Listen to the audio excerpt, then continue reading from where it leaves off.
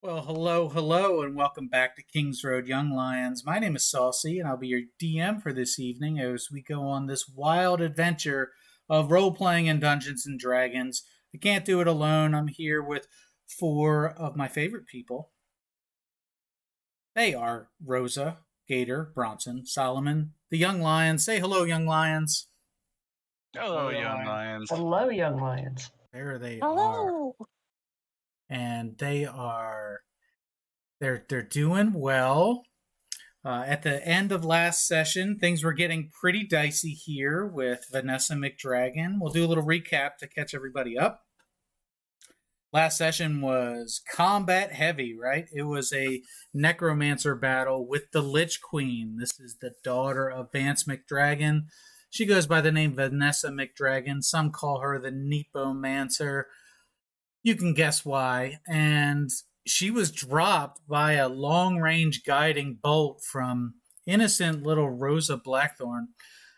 But she earned it. She deserves it. She defiled a temple. She raised the dead. She enslaved an entire town of souls under her command. She brought Brock Lesnar back to life.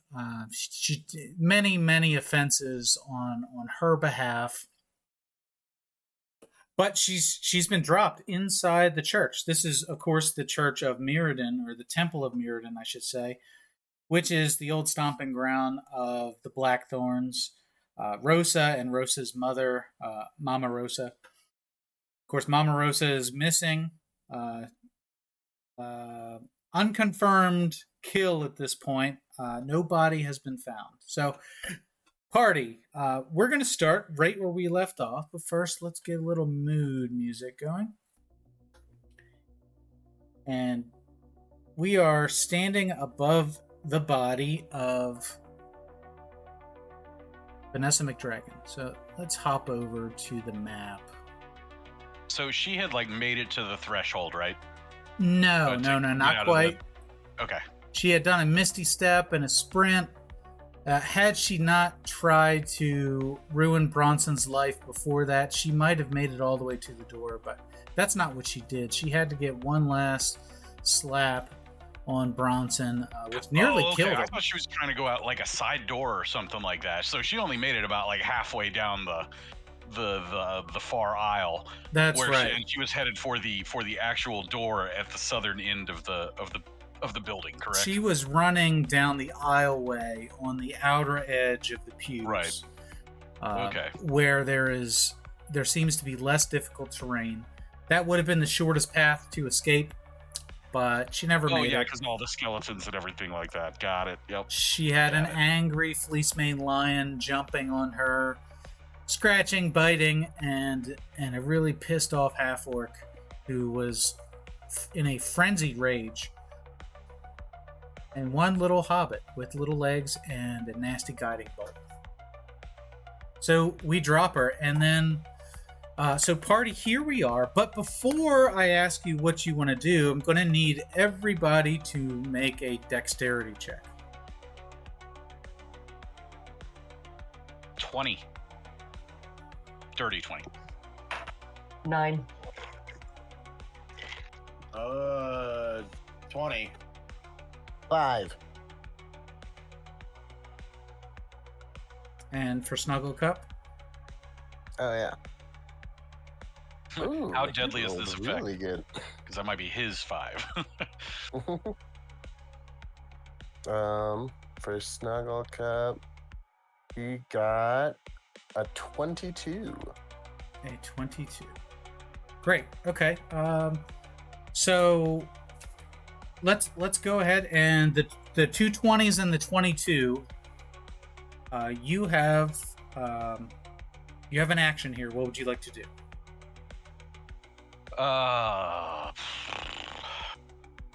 So does anything else seem to be threatening us right now?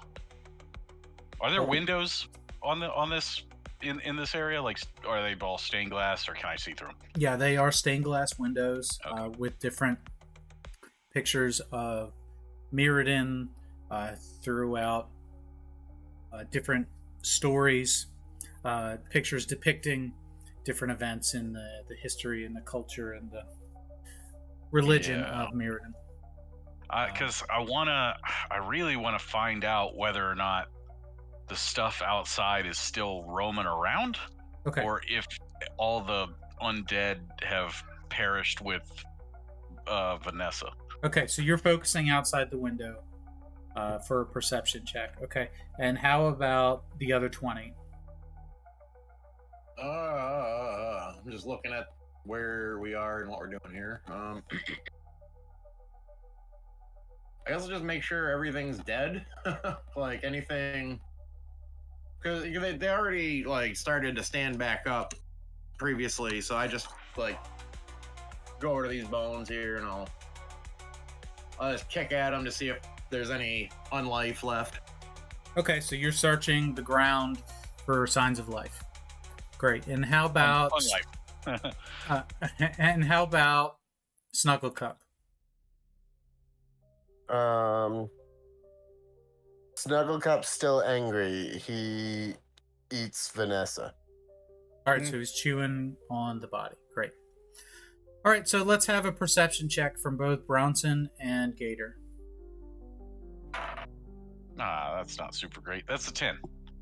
11. 10 and 11. Okay, so Bronson, you're able to see outside, and while you can't make out what the shapes are, you see that the clouds seem to be clearing up. The once swirling purple mass of clouds, the storm is dissipating, which you can only assume is tied to what's happened inside the temple. Gator, you see no signs of movement in any of these bones. They seem to be completely lifeless at this point. One last thing that Bronson does see is that the magical force field that was around the church seems to be shrinking. And at that point, everybody starts to hear some cracks, and dust starts to seep from the ceiling as chunks of the roof start coming in. And let's circle back to our initiative here. We're gonna do a little theater of the mind here for this. So as the building is collapsing under the weight of the imploding magical dome, I'm assuming everybody would like to try to escape. Snugglecup would be up first. Solomon, what does Snugglecup do?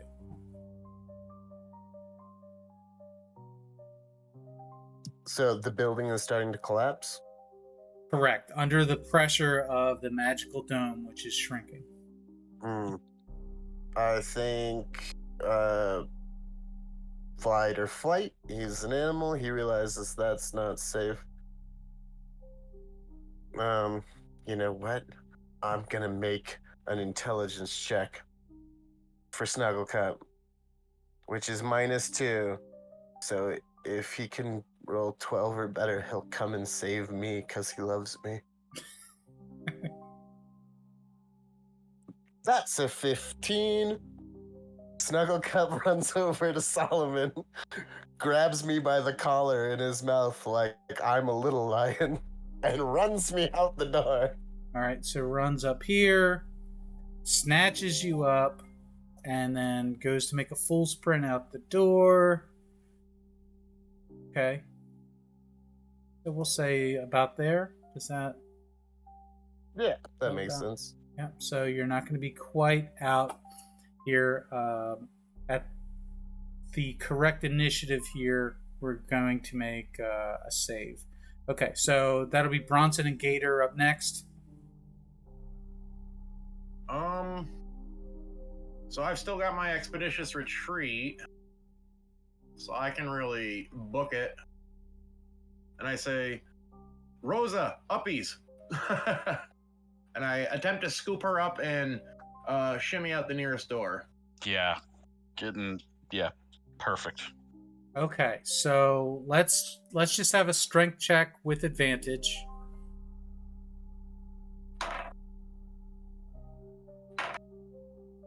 $15. 15, great. All right, so you're able to scoop up Little Rosa Blackthorn, you're able to haul ass out the door. So you'll be able to, you'll have a movement, and then you'll have a bonus action to dash as well. Yeah. Or, I'm sorry, you can use your action to dash. Actually, because of Expeditious Retreat, I use my bonus action to dash. Okay. If it mattered, but it doesn't right now. So does that mean you can use your action You to can do all dash three. and your bonus action to dash? So it Yeah, would I can mean be- it would mean that he could use his action to pick up Rosa, then would have his full move speed, and then had his bonus action to dash. Okay. Let's see it. And I'm assuming that the difficult terrain is still a thing with the crunchy bodies. Yes.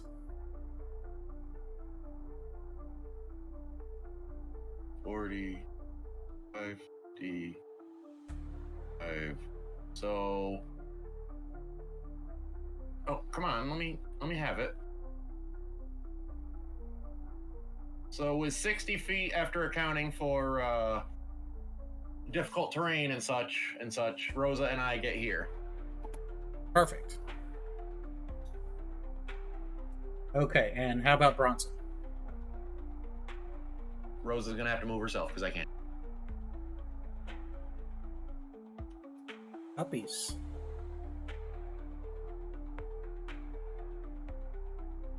There we go. You are now inside Rosa. Let me see if I can get that fixed. Phrasing. There Yeah, we so go. Bronson's gonna scoop up Vanessa, toss her in the bag of holding, and then start making his way down the side here. You're gonna try to jam a body in the bag of holding? Yeah, see, super easy. I just snatch her up with one hand and stuff her in the bag, like no problem. All right. Super strong. So I'll I'm need not to. trying to be like she's not fighting it or anything like that. I mean, it's literally just stuffing a bag of potatoes into a larger bag, right? Yes, but you're doing it expeditiously. So Yeah, but I mean, let's see. Let's have a sleight of hand. I have no doubt you can get her in this bag. The question is, Yeah. can you get her in there quickly? all right. Can I do an athletics check? No. I mean, it's lifting. It's powerlifting. I mean, if you want to drag her out of the building, All right, fine. Yeah, I'll just sling her over my shoulder and start booking for it. yeah, I think that makes more sense. Yeah. All right. That's Yeah, fine. so You can let's scoop put her it up. right here. So 1, 2, 3, 4, 5, 6, 7, 8. There it is. Okay, that's fine. I'm good with that. Okay, now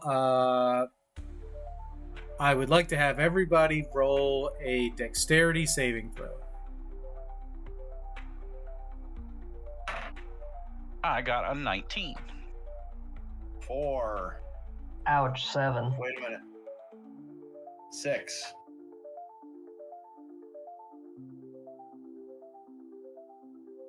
And Solomon and Is this falling stuff or is this a magical effect? yeah, this is falling debris, non-magical.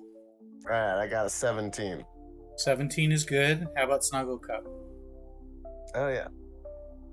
Oh, no. His Doink. dexterity save is 5. 5. Okay, so if you rolled the 3 low numbers there, the single digits numbers, you're going to take 6 points of bludgeoning damage from falling debris. As the Yikes. roof crumbles and starts caving in, beams of sunshine start coming into the roof in between the clouds of dust as the entire building is collapsing on itself. We gotta move it, folks. Everybody's still up? Yep. Yep, okay. Yes. Snuggle Cup is at 2. That'll bring us to the next two. So Rosa and Solomon, right? Yeah, Rosa and Solomon, who are both being carried at the moment.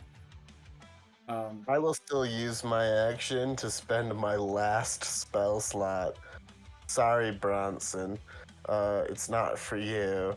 I cast Cure Healing Word at first level on Snugglecup. Okay. Go ahead. Roll for healing. Oh yay! I rolled a 4, so he gets 8. Yeah, that may save his life, so That I'm not puts too him worried about that. back up to 10. Mm-hmm. Okay, good. So that's your action. What else? For my bonus action and my movement, I go, yeah! All right. They just jump over Gator. Is that your turn? Yep. Okay. And Rosa, for your turn, you're being carried by Gator. Okay. This is a first, I think. I'm not sure this has ever happened before. Usually it's Bronson. Uppies for everybody. Uppies for all. Oh, all these are for bonus actions, but I might as well do something here. I can do a mass healing word. I still have the slot for it. That would be appreciated. Wow. So that could be pretty helpful. That may be extremely clutch at this point. I mean, let's see. So 1d4 plus my spellcasting modifier. That still may be extremely clutch at this point. If it's for one bonus action, that means I can't use it for like an action and a bonus action, right? I don't think you could cast. Well, maybe you could. So If you had it as a bonus action, you could also cast it as an action too. That's GM dependent. Yeah, I was gonna say I'll call GM's Rules discretion. are written, So no, you here's how the magic spells are working. You can cast a level 1 spell like Healing Word as a bonus action, as long as with your action you don't cast another spell of the same level. So you can cast a cantrip and Healing Word, or you can cast a level 2 spell and Healing Word, but you can't cast 2 level 1s. What about a level 1 and a level 3?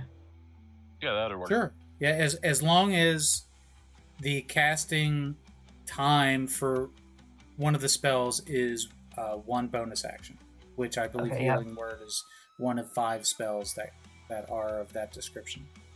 Yeah, Healing Word and Mass Healing Word are both bonus actions. Mm-hmm.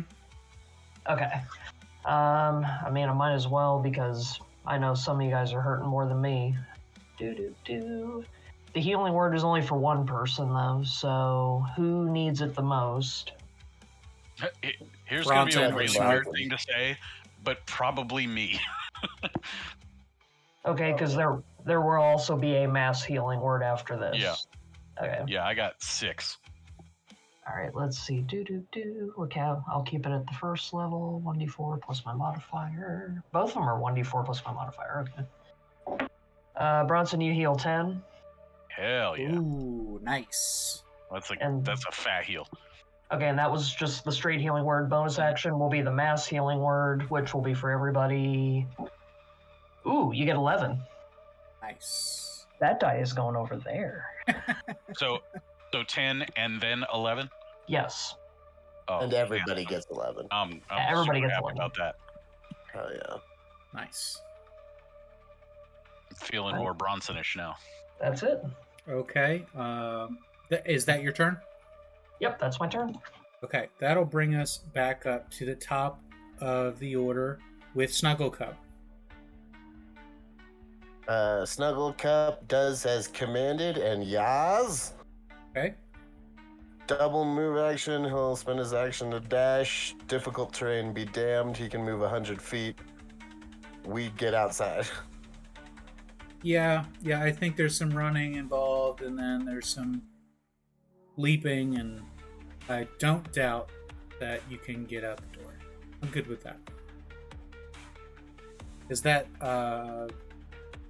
so you're with Snugglecup, right? You're riding Snugglecup? Yeah, I'm on him.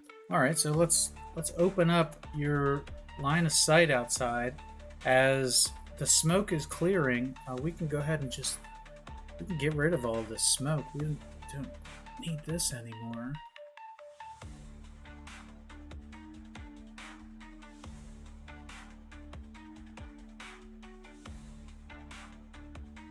There we go. Beautiful, beautiful. Oh, wait. And there's some fog of war. I'll lift that as well. There it is. Lovely, lovely. Can everybody see that okay? Mm-hmm. Right on. Okay, that brings us to Bronson and Gator.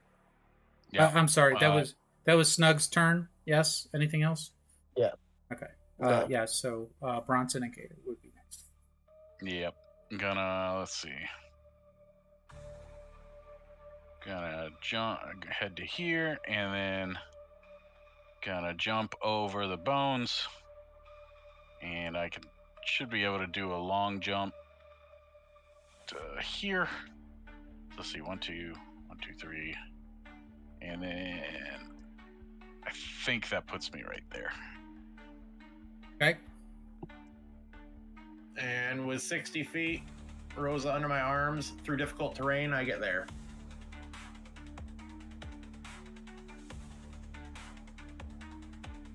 Rosa and Bronson running around with his dead Lich Queen. There's a purpose for it. I think everybody's out. There's a purpose. Right? Bronson, drop it. No. Drop it. No. Snug's gonna eat her. Is that what the idea is? No, to turn her that's into that's puppy not chow? the plan. Oh, okay. She had made a comment that I think we need to investigate. Great. So now that we're outside, let's all get a little bit farther away from the front door before this place fully implodes. Yeah. So behind you, the entire building is collapsing on itself. The magical dome, which was around the temple itself, has an opening where the doorway was. Right. When the offering was made, that cleared an opening for entrance into the temple itself. So that, as you're looking, appears to be the only opening in the dome. So had you tried to jump through the window, you may have been trapped and crushed outside of that window. But going out the door here seems to have provided you with enough safety from the falling debris. And you see this dome just crushing on the church.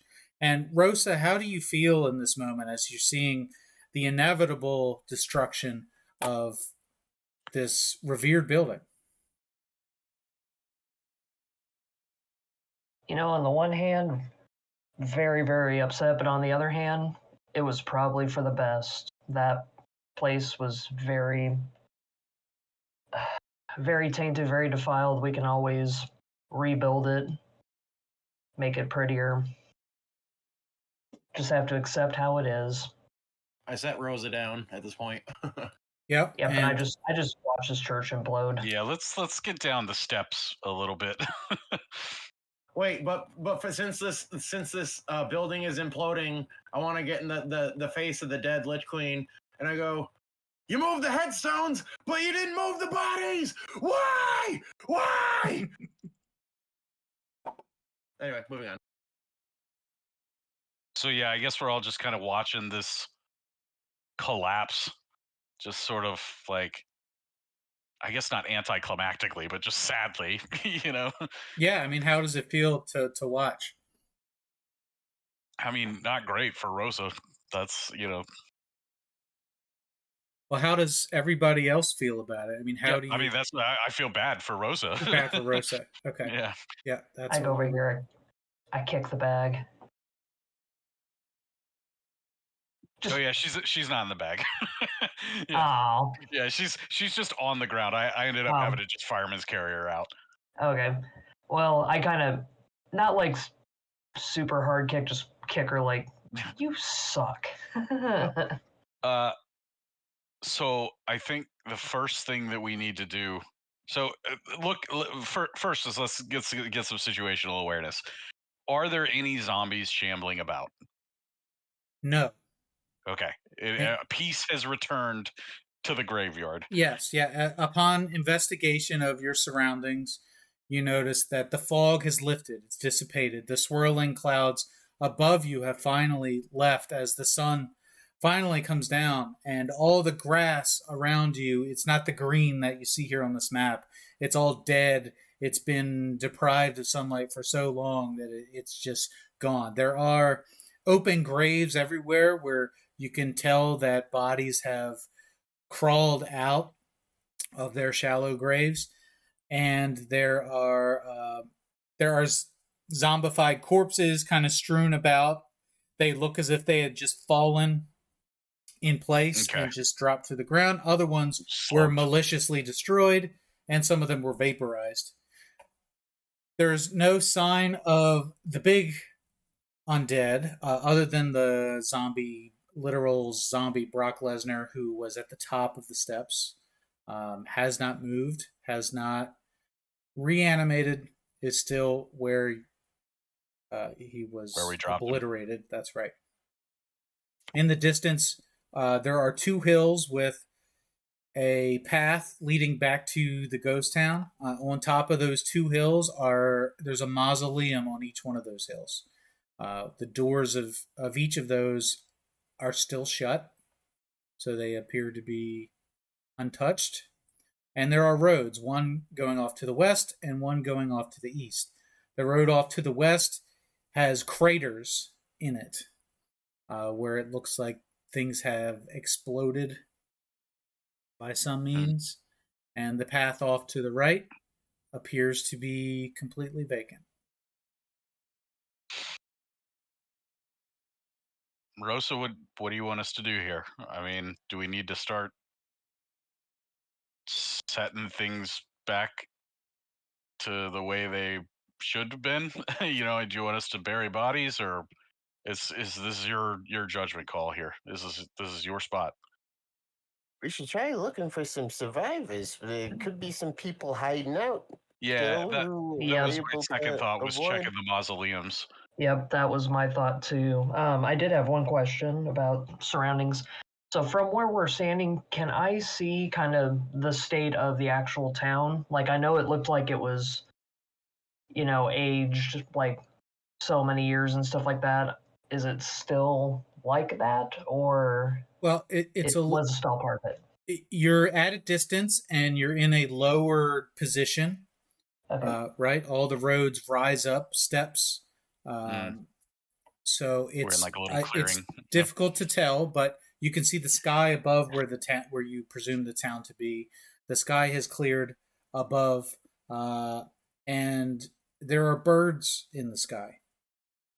In fact, birds that are kind of circling around the town itself. They're vultures. And Yeah, I was like, God, are they vultures? Even worse, they're seagulls. Ew. So yeah, you can assume there are scavengers that are flying, which you had not seen before. So take that as a positive or negative, if you will.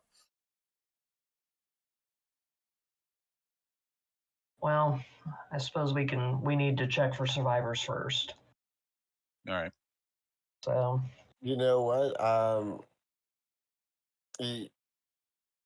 I still got that magic microphone from back at Grapple Mania. Me and Snug could just like run through town and give a call out, let everybody know if there's anybody around that the danger has passed. I need a short rest, at least, before we do anything else. Oh yeah. yeah, I suppose we should probably rest first. We're probably all very exhausted. Sit and kind of gather thoughts.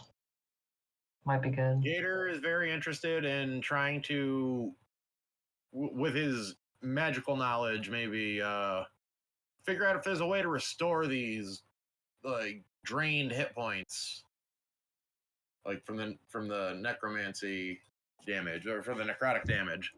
Yeah, we had mentioned last time that upon a long rest, those hit points would return to full. Okay.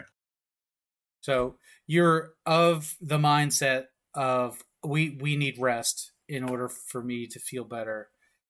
I am completely drained. I'm sure that everybody else feels the same way.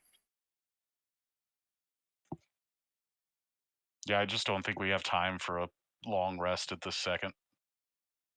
I at least want to check the mausoleum to see if Yeah. maybe holler in, be like anybody in there, because that'd be a place to get locked up. So which one? The left or the right?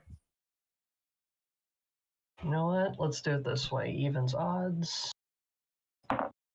Left. Split the party. I go right. Okay. Well, who's going to open their door first?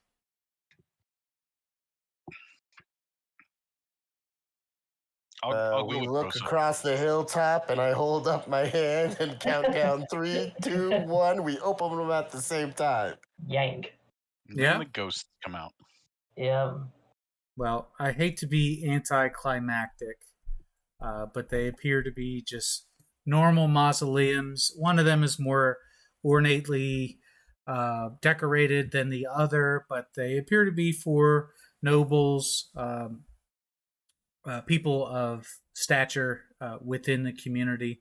Both of them are undisturbed, and they appear to be not only vacant but stable as well.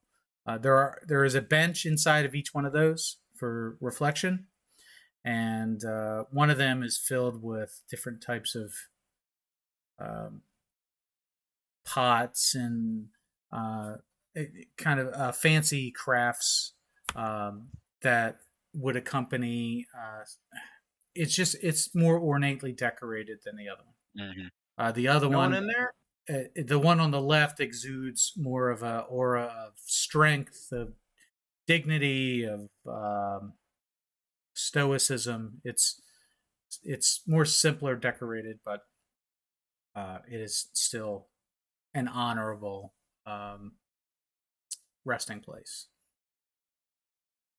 Yeah, if there's Is no, this hill? Oh, go ahead. I was gonna say, if there's no prisoners or survivors in there, let's close it up. We don't need to borrow any more trouble from the dead. Yes.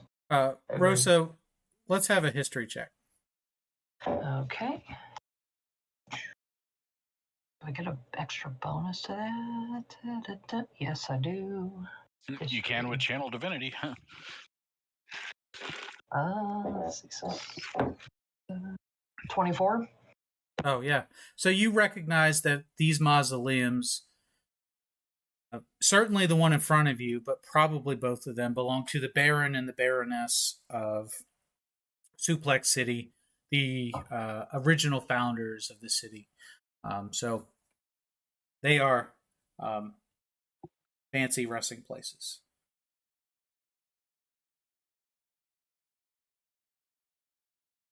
Oh, No from clerics in here.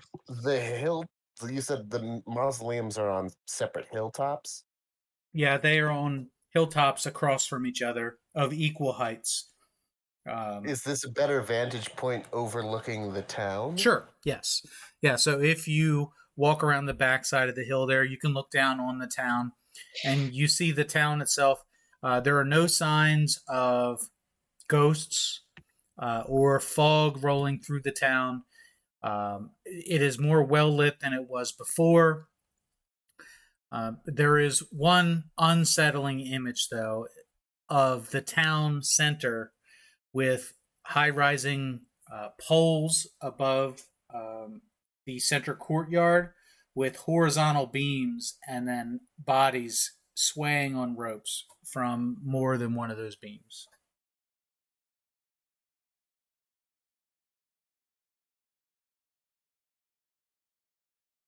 Do they look like they're alive? No. I was gonna say highly unlikely. I'm just worried who I might see on there. Mm-hmm. Yeah.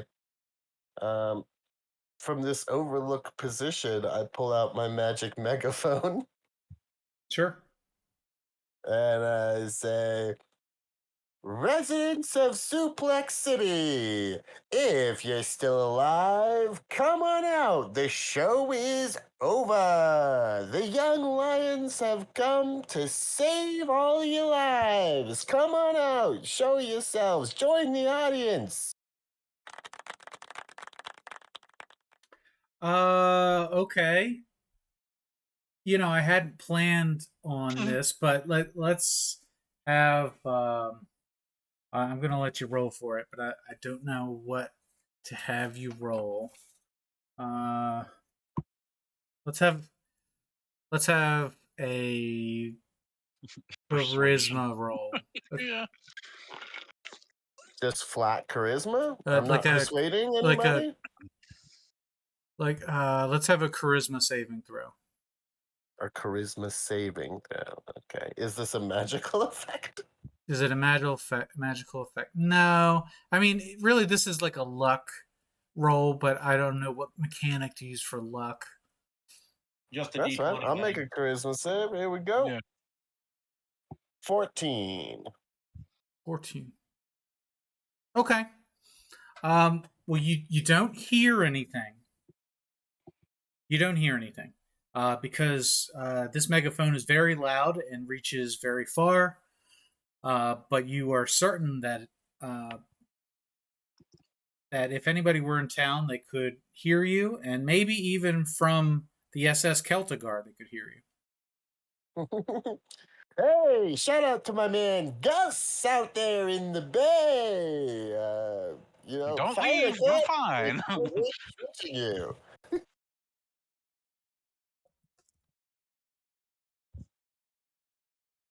Okay, so what do we do now? So my Or next rest? idea would be, yeah, rest and uh, Vanessa mentioned that she, if we killed her, we'd never find out where the clerics are. But I think if we spoke with Dead, we could probably find out that information. Like, do we really want to do that with her, though? Yeah. From my understanding of magics that are technically outside my purview, I believe Speak with Dead does not compel the truth, so we'd have to really pick our target on that. Yeah. No, I mean, it doesn't necessarily compel the truth, but I mean, and frequently, if I recall correctly, if it was hostile to you or you murdered it, it's probably not going to answer your questions. But I think we could probably goad her into it. How so? I Master don't know, Manipulator Bronson. talking a bunch of shit to her, threaten to resurrect her. It says you can ask the corpse up to 5 questions that the corpse would have known in life. The answers are brief, cryptic, repetitive, and the corpse is under no compulsion to offer truthful answers. If you're hostile to it, it recognizes you. If it's hostile to you or recognizes you as an enemy, which she does. Wait, disguise self. Let's disguise Rosa as a darker order member. Well, that's the problem with disguise self, Bronson, is it only works on yourself. Someone's got a disguise kit in this group for sure, and we have I dark mean, I order in do, here. but Rosa, are you comfortable with a Scribble's original look? I don't know if I should be the one that talks to her. Yeah, I mean, it could be Gator. It Gator has, can like- put up an illusion, like. This says it That's what has I'm to trying to be say. the spellcaster who asked the questions. Oh, man. Yeah, but I mean, Gator could put up an Alright. illusion in front of Rosa, and then Rosa can be the one asking the questions. True. I don't No, think the animating spirit isn't quite so easily fooled, I don't think. But possibly, if we had like a makeup and costume disguise, like with my disguise kit proficiency and my deception check, maybe I can do something. Sure. I don't see why you couldn't use your disguise kit on someone else. I've got multiple wigs. I can help. I was like, I mean, I can give it my best shot. So Rosa's about to get a glow up, I think. All right, so I'm gonna sketch out my plans here. I'm looking at her like and I got my clipboard. That's what I'm sketching on, so I'll have advantage on this deception check. so. So I'm wondering if we should use some of our questions to try and build a case, just like, oh no, what happened to you? There's the first question. Like, who did this? So we should ask what. I was gonna try the angle of like, what do we do with like the prisoners or something like that? Yeah. We need to evacuate the clerics. Not evacuate. Yeah, evacuate is too helpful. Move the hostages to a better location. Okay. To a more secure location. Where should we go? Where should we get them, and then where should we go? What do we do with the holy scum? Hey, that really sound convincing. I'm just imagining, like, Solomon's doing up his disguise kit, and Gator and Bronson are like, okay, here's where we got. Here's our plan. No, we call them hostage scum. No, don't use this one. Yeah, it's exactly how we're discussing it. We're all in character at this point. Yeah. Yeah.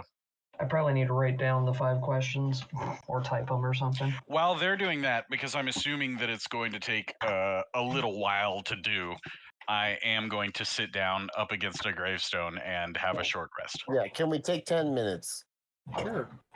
Yeah. Sure, take your 10 minutes, use your hit dice.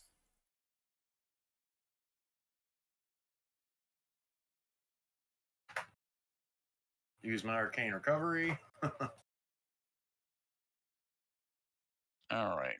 I'm back up to full hit points. I used 2 of my hit dice.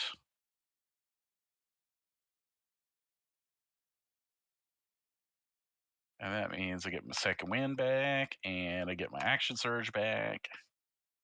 You get all that on a short rest? Yeah, just those 2. I'm still down 2 rages, and I still have... Yep, yeah, that's it.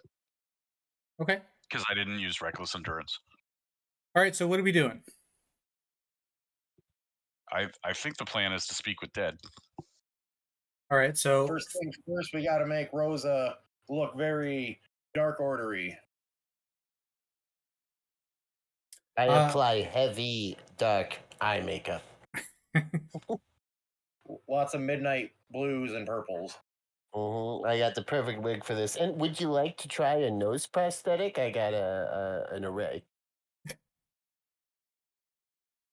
And if you just stand on this crate, we'll make the jacket, the robe longer, and they won't even see the crate. You'll just be the appearance of being a short human. Gator, you and me are gonna lay on the ground in the background. Okay. All dead-like? Yeah. I'm like, do we not want to do, like, Rosa on either Gator or Bronson's shoulders for that extra height? Nah, that's too awkward. The Rosa and Solomon in a trench coat? I was going to say, you could stand on my shoulders. Yeah, that would probably work, yeah. Then you guys could ride the roller coasters. All right. So we're going to use the disguise kit, and I don't think we need to roll for that.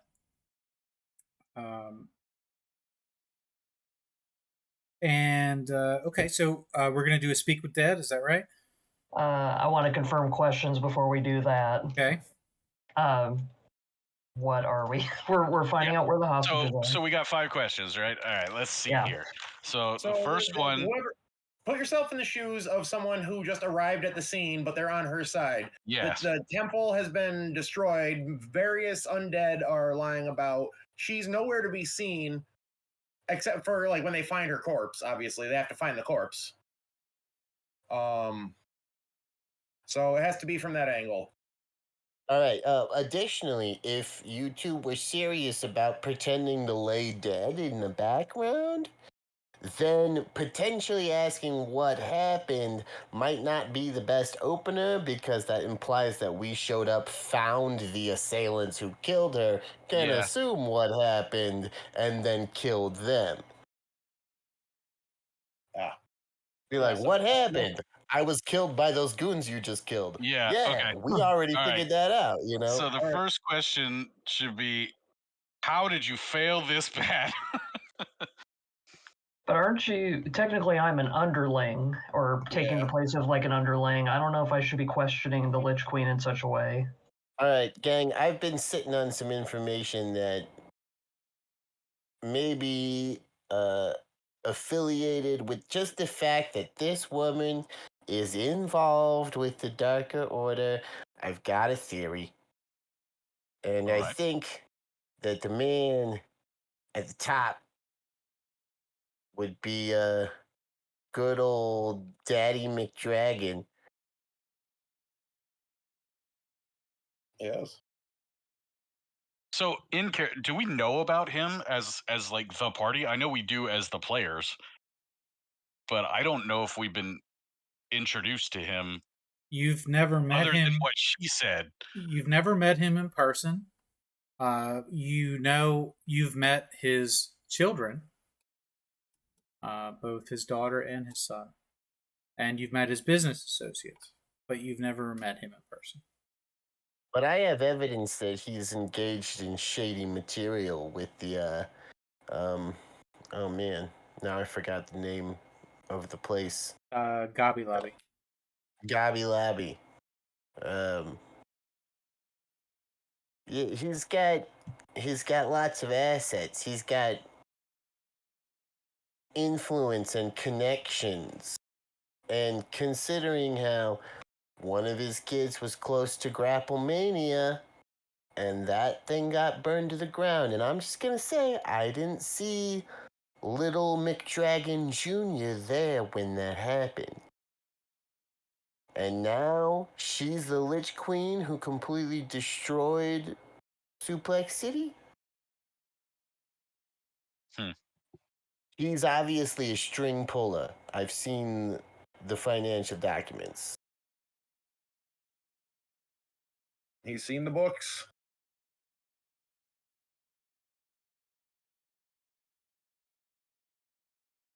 I think that might be our man. So if we can play some sort of angle, like, hey, Daddy sent us here to check up on your work. What happened? Or whatever. Yeah, I almost thought Yeah, about. I think as long as we're asking, like, where are the hostages at, so we can move them, you know. But maybe don't phrase it that way. I like the idea of like cleric scum. What was I gonna say? Could play it out like found her unconscious, dragged her out of the collapsing temple. Although that might give away that she died. Well, she's She'll gonna know know she she's died. dead. Yeah, Yeah. she knows point. she's dead. We're just trying to. She has all of her memories and experiences. Okay. So we can't just be like, oh yeah, I dragged you out, you know, and the little guy is still loose. That's Yeah, that's no. why it's important to have us laying down, outside, and then like Solomon could be like a little cloaked figure beside you or something like that. Daddy sent us to check up on you. You clearly messed this up good. We've cleaned up your mess. Are there any other loose ends? There you go. Yep, I'm actually writing this down. Mess this up good. Clear up loose ends. Rewrite that, alright. And then if she says something generic like, "They're survivors," then the next question is, where the heck are they? Alright, so we'll just kind of have to play off a little bit. Alright, so you're going to be my little, like, acolyte associate? Yeah, sure. And you know what? I'll back you up. I got you, I can cast you a message. Because I've still got my cantrips. So I can message you. I was just gonna suggest that. Was like, talk telepathically. Get the party line going. Exactly. And if you'll allow it, because I'm very proficient in deception, I can give Rosa the help action through telepathic communication. Sure. Awesome. All right. I guess we're gonna go ahead and do that. Do speak with Dead here. Everybody set? I lay down on the ground. Bleh. Bleh. It's part of my short rest. Alright, so that's my last spell slot. And I'll pretend that was my short rest too, just laying on the ground. So while everybody's taking a short rest, you continue to hear crumbling and this destruction of the temple, which not only has it imploded on itself, but it is crushed down into what is almost a crater, leaving almost no evidence of there ever being a temple in that location. Everybody has a short rest, which is undisturbed by any environmental effects. And now, Rosa, you may raise the spirit from this body for questioning. All right. So you do the verbal, somatic, material components of the spell within 10 feet of the body. Yep. And you can see this ghostly apparition raise up out of the body, almost identical to the same types of ghosts that you saw in town just earlier that day. And she appears confused, disoriented, and just lost in general. What do you do? Mental message to Rosa. Don't forget to disguise your voice. That's the only thing I can't disguise for you. That would have been in the notes. You could do thaumaturgy. I think that's one of the cantrips I don't have. Oh, the boomy voice, man. I thought about it, but I figured with Solomon and Gator we had the voice covered. So no, man, you gotta always take the mom voice. Always take mom voice. Yeah, be stern. Be stern. So she looks around, looks confused. I'm gonna try and drop my voice a little bit lower. Yeah. It really is like 3 raccoons in a trench coat. So you should put on the high voice. That'd be even funnier. Hey, little squeaky voice. Right. I don't know. That was one thing I never really checked, was whether or not the Dark Order was, more exclusively men than women. Anyway, neither here nor there. So yeah, she looks around confused. What are your questions?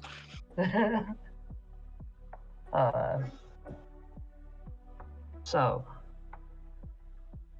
you're awake. You're not a question. Yep. Well. Are you awake? We're operating by genie rules here. This is exactly like the D&D movie with Chris Pine.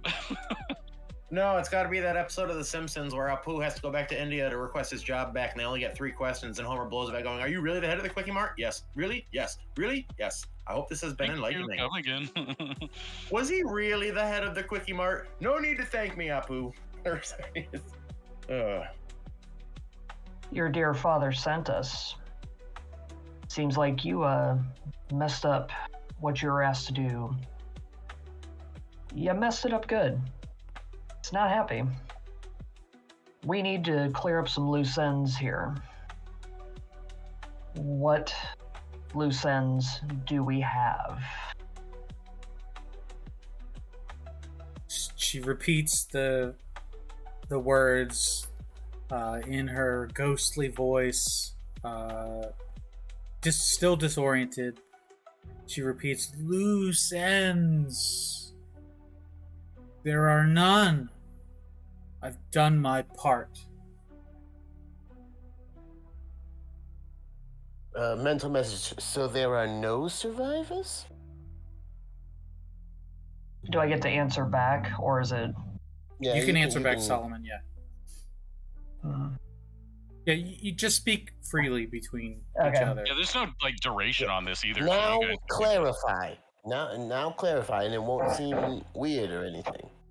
I mean, yeah, I guess I can't ask her what she was sent to do, because you'd think someone in the Dark Order would be in on the plan. Your second one should be that like the hostages are taken care of.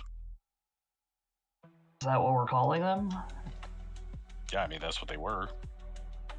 Were they? They may not even actually exist. Oh yeah. Yeah. So there are no survivors. What about just asking where are the clerics? Because that was a word she did use. That was a word she used with us. Yes. Oh, son of a. Yeah. But wouldn't she have Not used necessarily. We have no way to know when she was in communication with any Darker Order figures. Oi. So we already got one question there. So she said there's no loose ends.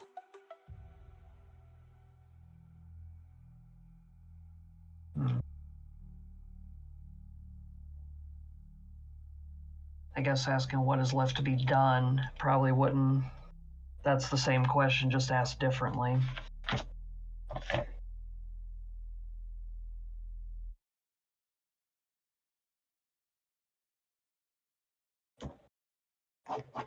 Let's start with a confirmation of any survivors. That's our top priority. Yeah. Okay. Did she not just say, oh, she said there's no loose ends, but that doesn't Right. mean yeah. Okay, gotcha. So, kind of look around and there are no survivors of this town. She repeats back to you in the same ghostly voice. Survivors. There are some. There are none. None of consequence. Only souls to be culled. There we go. Now, if there are survivors, even if not consequence, their souls will be culled for the master. Tell us where they are. Like this. So, the ones without consequence will still need to be culled. Where can I find those of no consequence? She repeats your words again. Consequence. Oops. Consequences. And now I am no more. They serve no purpose without me.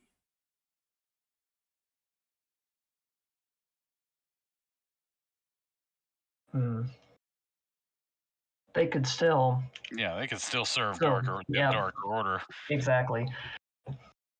Your father seems to think otherwise. I am here to collect those souls. In your stead, since you are unable to do the job yourself, where are the souls? Those souls. My father needs them not. They were for me. He needs them now. He wants them now. It's not your decision to make. Mm-hmm. So we're at 4 questions now? Yep, we're on our last question. I've been keeping track. Where are they? Can do the Batman voice. Where are they? Swear to me. Oh. Harvey dead. Can we trust him? Have you guys seen Pete Holmes' version of Batman? just out of nowhere. But if you haven't seen Pete Holmes' version of Batman, it's very good. So do I hammer again about the souls? No. Should I just tell her, what she thinks hell might be like, and then Kill the soul. Rosa has no chill anymore. You know what? Like maybe we should just drop the roost at this point, and like mess with her even in death. Like if we're not gonna get the answer out of her, we might as well torture her just a little bit more before she goes on. What is the duration of Speak with Dead? 10 minutes. 10 minutes. So if we don't ask that last question, she just has to stick around and listen to us as long as we don't ask any questions. Yep. Of her. You can ask questions. You just can't ask questions directed at her. Is this where we like pretend to be like, so, oh, actually, I was asking the question over here. Yeah. So where are the clerics? Solomon. I mean, it sounds like she's gonna take that information with her to the grave. It sounds more like she doesn't think that it's actually important or relative. Yeah. And that she was operating. It seems to me that she was operating outside of the Darker Order. That she's just gone not rogue, but she's gone. Ooh, then like, maybe that's the own. last question. Yeah. Like, lean in close, get real menacing. You are the agent of her father who has dictated her entire life. She is the Nepo baby princess. Lord it over her and say, have you gone rogue? Okay, gotta write that down, make sure I don't forget.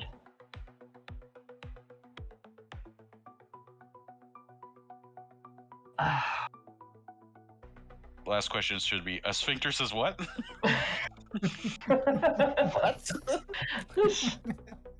No, I was also thinking of like, because I can't really just pull off the hood and be like, it was me. I want them to know it was me. You can after. Also, she's already dead, so it won't really make a difference, and she won't care in the end. Yeah, this is just like a memory. Yeah. Yeah, this is like the spiritual memory of her body. We can't hurt his feelings. Oh, but I can try. We can't. You're just gonna hurt her body's feelings, not her soul's. All right, so I'll get down, get close. Vanessa McDragon. I cannot believe this. That you screwed up so badly that you don't even remember where these souls that your father may have wanted to, You're going off script. You're going off script. Use for the Dark Order. Have you gone absolutely bonkers and rogue? Okay. There you go. That was question 5. So she responds cryptically, repeating your last word again. Bonkers. Defiantly. Rogue? Rogue? I gave my father all the magic users he asked for. I gave him all the magic items. I gave him all the magicite. I gave him everything. He left me here to lord over the dead. That's what I did. Gotcha. Roger that. Thank you. Yep. 99. Me and Gator roll over with our hands on our cheeks. And we just wave. Once she stops talking, the soul immediately collapses right back into the body. Again, you can't hurt its feelings. Yeah. Hell is that way. All right. Well, so either they're dead or they're at the Capitol. Yeah. Let's see what we can do. I was just worried that we were going to leave a bunch of people buried alive somewhere, Yeah, exactly. It sounds like they're captives at the Capitol. Or they're already passed. Yep. We should do what we can. Maybe we can clean up the gallows. Give some proper burials to anybody that we can find, and maybe it's the hardest part, but identify any loved ones. Well, at least you have a local that knows possibly these people. Is there even anybody at the gym? We don't know. Yeah. We don't know. Yeah, We I should mean, ask that question. at, Is anyone at the gym? at this point, it's getting kind of late. Everybody's exhausted, very much depleted. And it's probably time to start thinking about where you're going to stay for the night. Do we just want to camp in the graveyard? I was thinking maybe we take the 10-minute walk back to the shore and call for a rowboat. Yeah, I guess that's probably the smartest plan. It was that, or find like the least like dilapidated looking building and huddle up in there for the night. Are those ghosts like still wandering around? Offshore is where I feel like sleeping tonight. Right. Well, also, we could hang a lit lantern on the dock as like a beacon for any survivors to see. Yeah, and then we are leave, safe. We are safely away from them, but also within range of seeing them and taking, possibly, making sure that they're okay. Yeah. When I call for the ride, with my magic megaphone, I'll make one more announcement to the town, just in case anybody's still in hiding. So we're going back to the town? Sounds good. Yeah, we're gonna go back to the boat. Yeah. All right. Let me let's pull up a map of the town real quick. There's a town. Did all the ghosts go away? All the ghosts are no longer visible, although they weren't entirely visible when you were there either. They kind of come and go and get all, they kind of make themselves. Ghosty. Yeah, they get all ghosty. And they're not actually here. Let's see. Oh, they're on the GM layer. You can't see them anymore. On this map, are all the mobs missing at this point, or can you see anything? Yeah, don't see nothing. They're gone.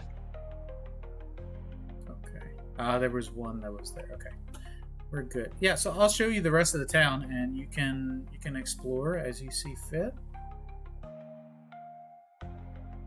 The area that had been described as the center of the town is... Yeah, I do want to see that before we go. Yeah, so it is... I'm going to ping this in just a second here. Right there is the center of town. That's where you see the bodies hung from the... what's the word? Gallows, maybe? That's the word? I don't know. Was that a oh God.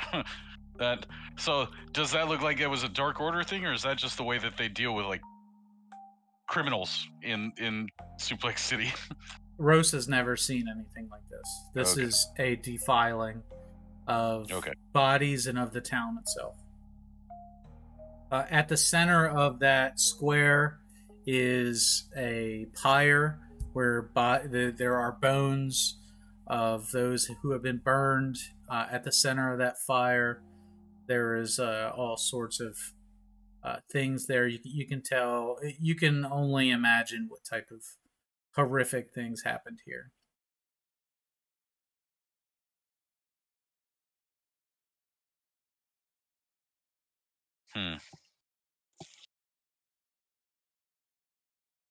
So we're at the center of town now.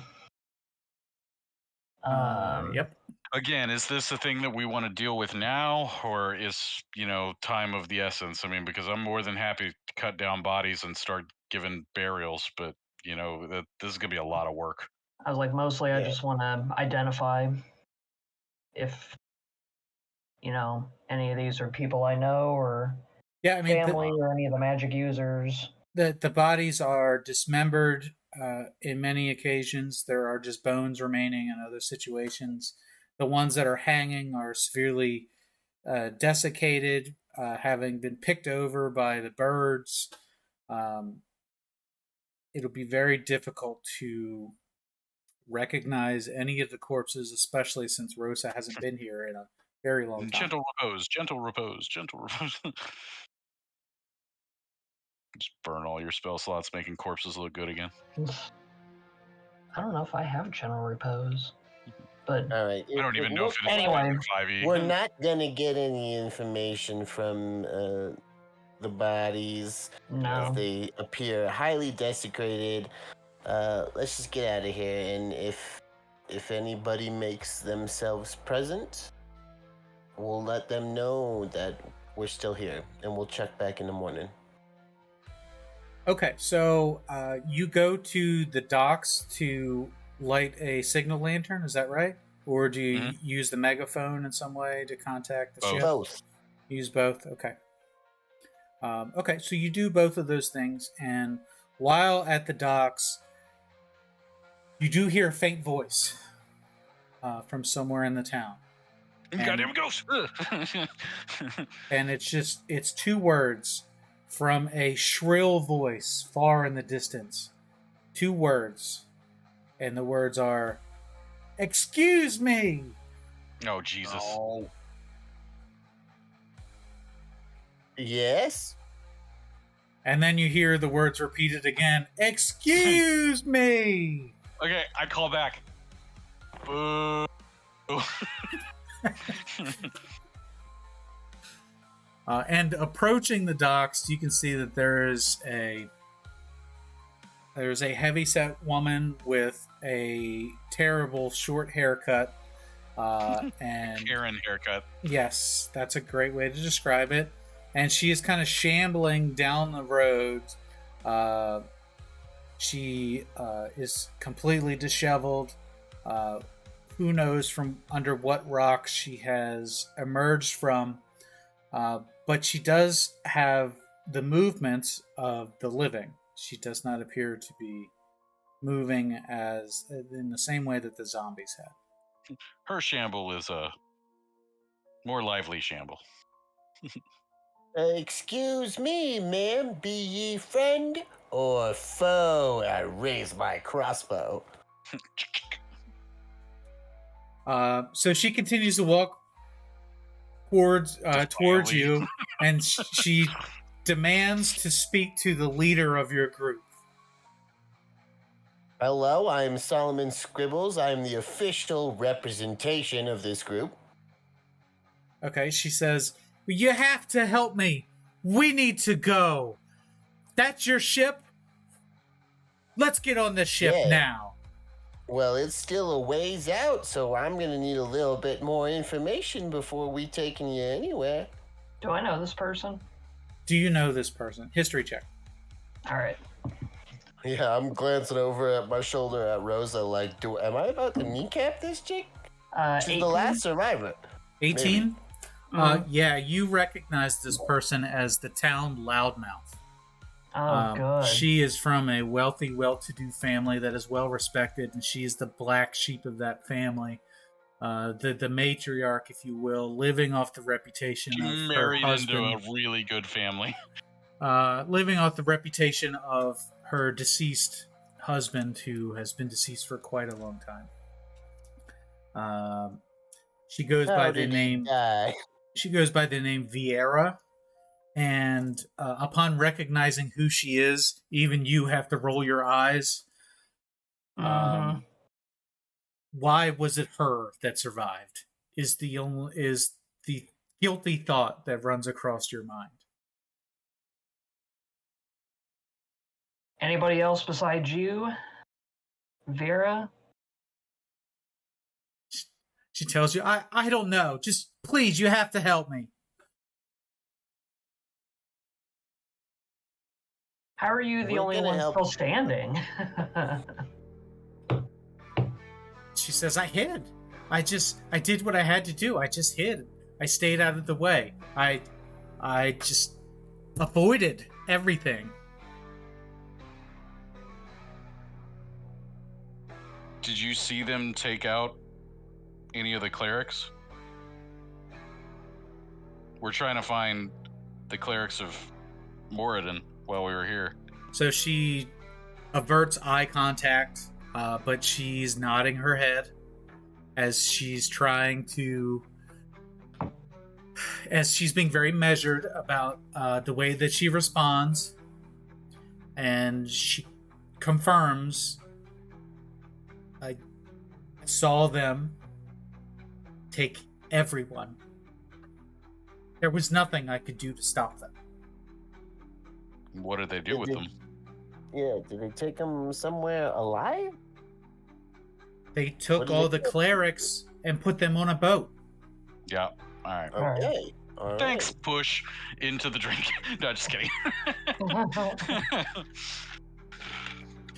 She says, take me with you, and I can show you where they took them. Oh, Really? madam, we are here to help. All right? So we don't need to be quite so pushy. We're going to get you out of here.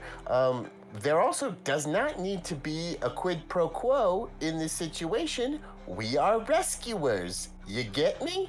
Now, if you would ever so kindly tell us where they've been taken, that would be great. She repeats the words, quid pro quo. I'll tell you when I'm on the boat.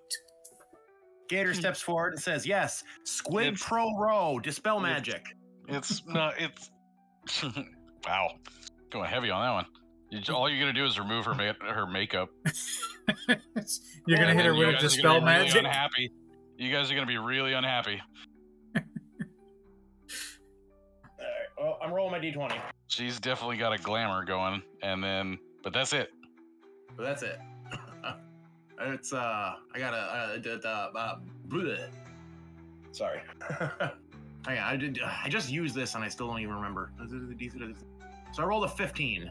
Okay. Before Well, anything under level 5 is. So you do your hand gestures or your some. It's a 21. I'm sorry. I was like, does this use the spellcasting? It's 21. You do your verbal or your somatic ritual for the spell, and she's just looking at you with like staring daggers at you. Like, are you happy with yourself? And there is no change to her demeanor, her look. In fact, she looks irritated as you're casting some kind of spell or undoing something. And she just kind of flicks her hair out of her face and folds her it's arms. A precautionary measure. We've sort of had to do that while being here. That was a delousing. You're welcome. Gus, can you find her? Just put her in my quarters for right now. Just put her in my bunk.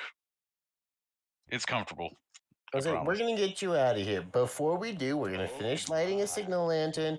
We're going to make another announcement for any other survivors to hear, and we're all going to get on the boat. Okay, ma'am? I can tell you this.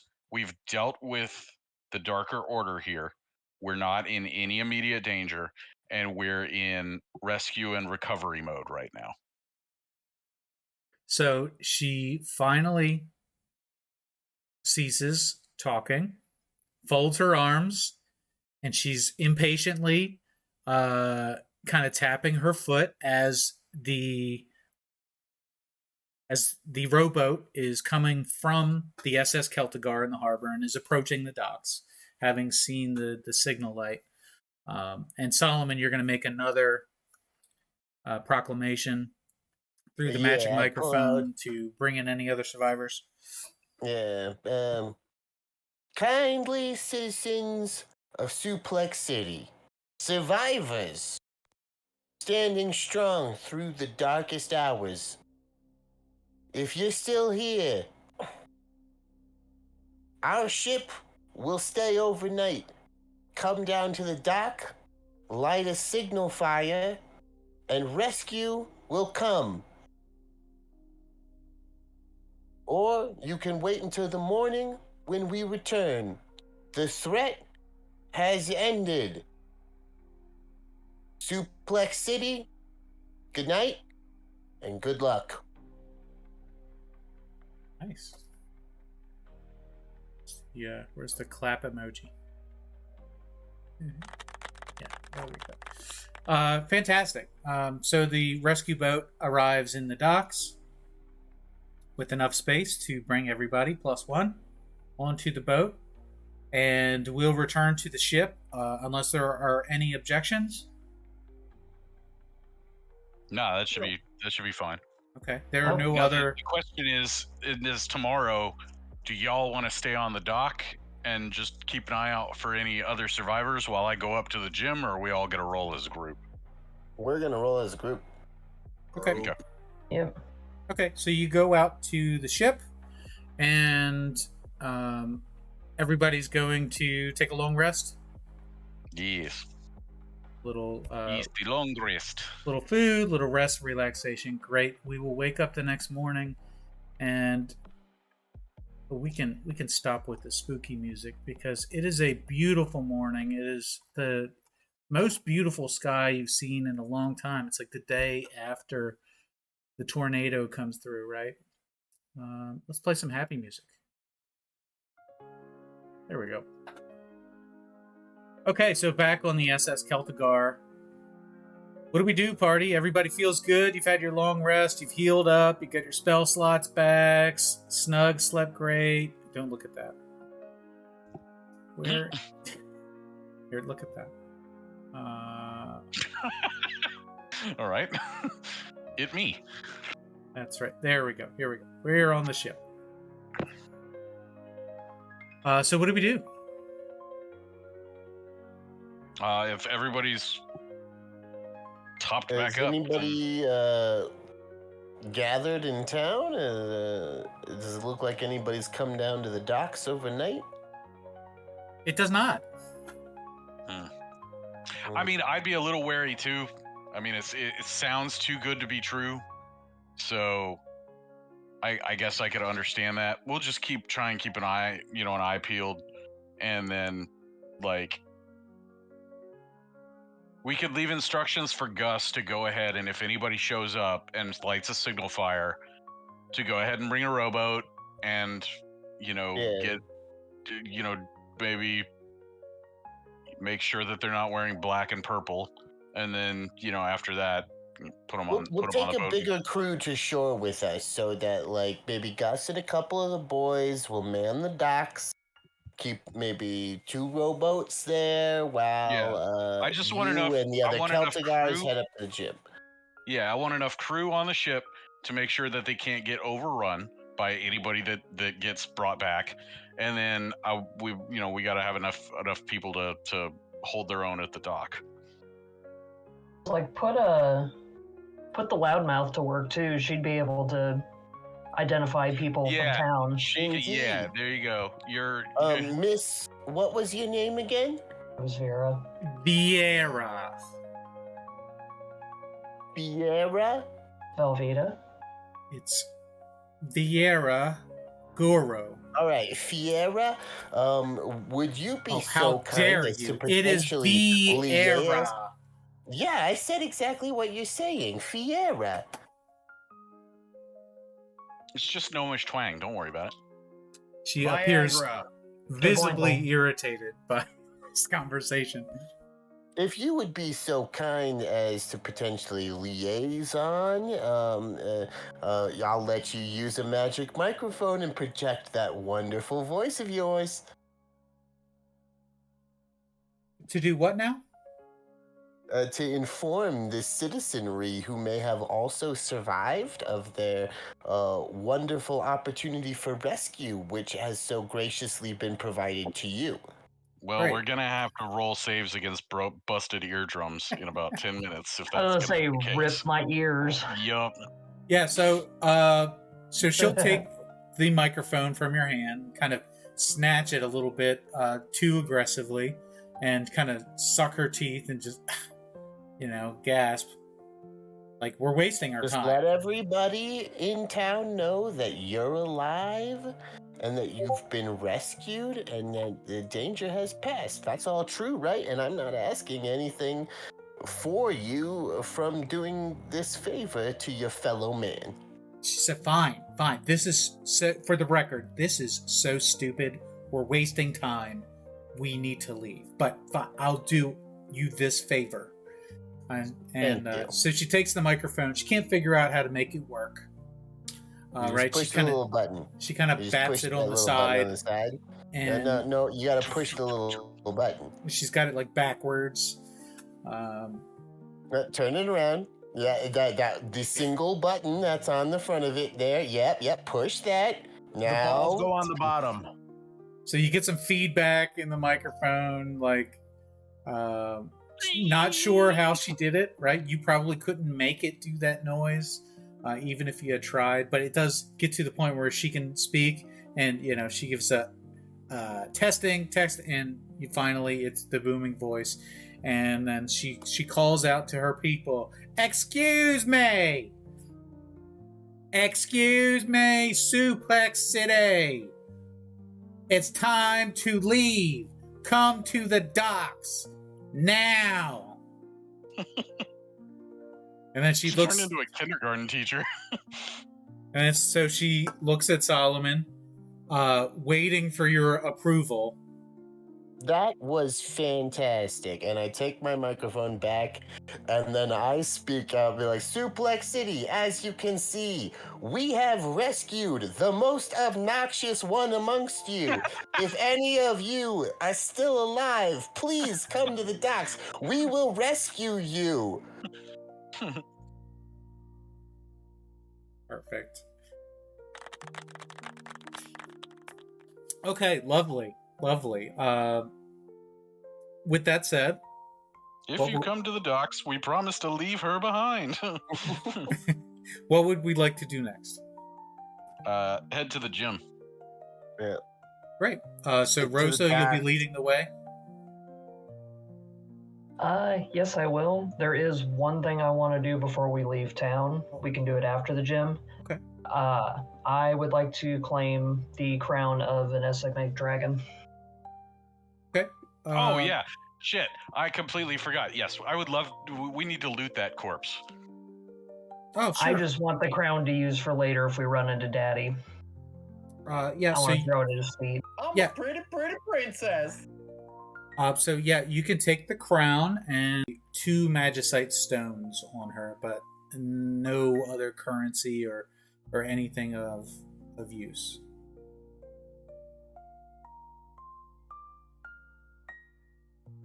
That brings us. Did we, contain that magicite? Is it gonna make us sick or something? I think it's only when you use it.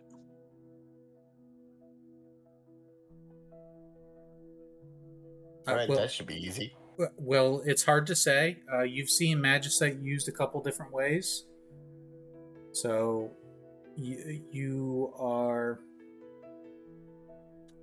unsure of exactly what the effects will be of you possessing those stones. However, Gator has had one of those stones for quite a while, I believe. Oh, they make you roll ones. No. And the magic users have seen those stones used in Colville a while ago. I miss Colville. So Such a simpler time. here we are at the gym, and this is actually more of a dojo than a gym, with an open courtyard. This is a very Far Eastern Yes. style dojo. Eastern inspired. Okay, great. There you go.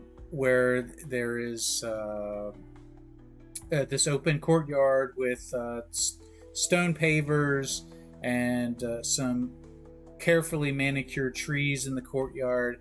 You can tell everything here has been taken care of with great attention, and there is a water basin which is now dried up. Of course, all the vegetation is all dead, and there is an opening into the main dojo area itself. Mhm. So the steps lead up to that dojo area. All right, guys. Not sure what's in here, but I'm pretty sure that I have to do it by myself. You're the one, Are Bronson. you just gonna run in there? Okay. Yeah, I'm just gonna walk down. I mean, Fair like, enough. So where are you gonna go? I guess I'm gonna go walk down the path to about right here. Yeah. Just kind of take a look around. Like this, so there's like a Zen garden off to the right, and then some bonsai trees up to the top, up to the north, but dead. Yep. And then steps going up into like a pagoda. Yep. Okay, I'm gonna go up to the steps. Is there a door? Mm-hmm. Okay. Does it look like it is like a knocking situation? Well, it's kind of like a paper door. Oh, okay. Like a sliding paper style door. All right, I'll just slide it open. Okay, so that kind of look inside. That will reveal the contents of the room. And where is it? And the dragon. There we go. See that? I can. There's a bowl and a statue.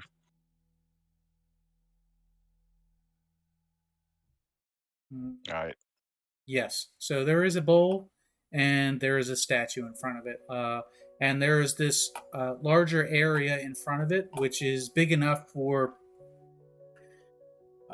sparring, right? Mm-hmm. It is a dojo with an elevated platform at the front of it. There is a bowl sitting there, and the statue is... Gosh darn it. Just bear with me for a minute. I'm doing the wrong thing. Shame on me. Okay. Yeah, so the statue is of a historic figure sitting with two palms open. Okay. So I'm kind of reading the vibe of the room as I'm coming in, and I think what I want to do is I'm gonna take off my shoes, and I'm gonna take off my weapons, and then set them down carefully at the threshold, you know. Yep. And then step in onto the floor and try to approach the altar. Okay, so you can do that. You can approach, and the room itself, while it's eerily quiet, it appears undisturbed.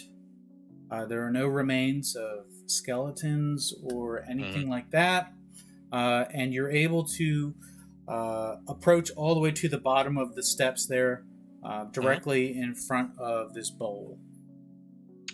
What does the bowl look? Is it empty? The bowl itself is empty, and there is an inscription written in the wood above it. Shaboingle. Shaboingle.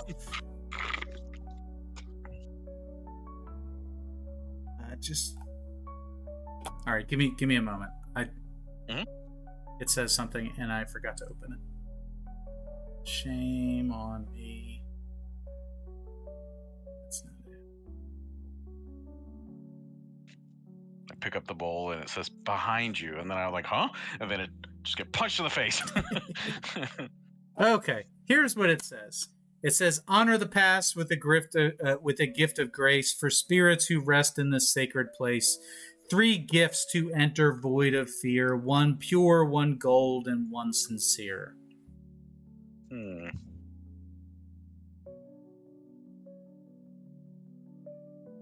All right. I walk out and I'm like, it's a puzzle, guys! It's another puzzle! All right, I put bone in one. And then I put blood in the other. All right, so I need to make 3 offerings. So 3 gifts to enter void of fear. 1 pure, 1 gold, 1 sincere. If he yelled that out in my experience, is that typical for the trial of Suplex City? Is it typical? That there be a puzzle here? No, not necessarily. Let's have a history check. Right. I am historical. You are the monument. I rolled a super awesome 7 for a total of 10. So, unfortunately, you can't seem to remember exactly what the experience is like getting a badge in Suplex City. You just know it has something to do with the dojo, and it's all very traditional. It seemed kind of insignificant, not very interesting in comparison to the other gyms. I just say, this must be a part of it. He has to figure this one out on his own. He has to do it himself. At least I assume.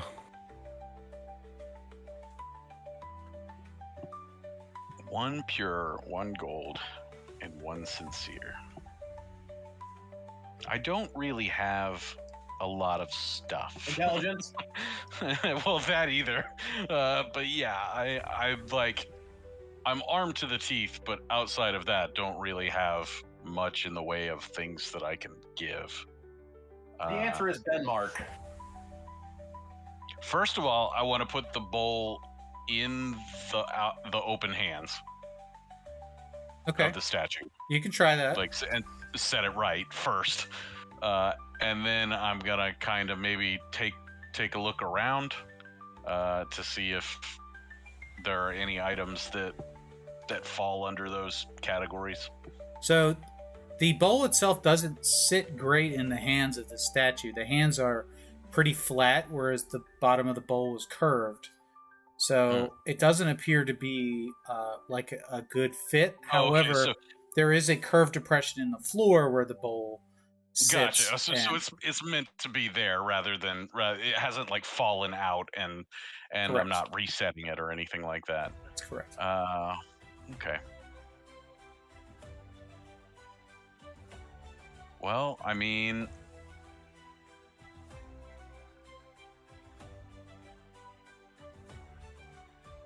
I can offer. Let's see. I mean, I would think that I could probably give all three in one thing if I took off my Celtigar signet ring and put it in the bowl. And describe that ring. It's a golden ring that has a like a onyx gemstone that has the Celtigar logo like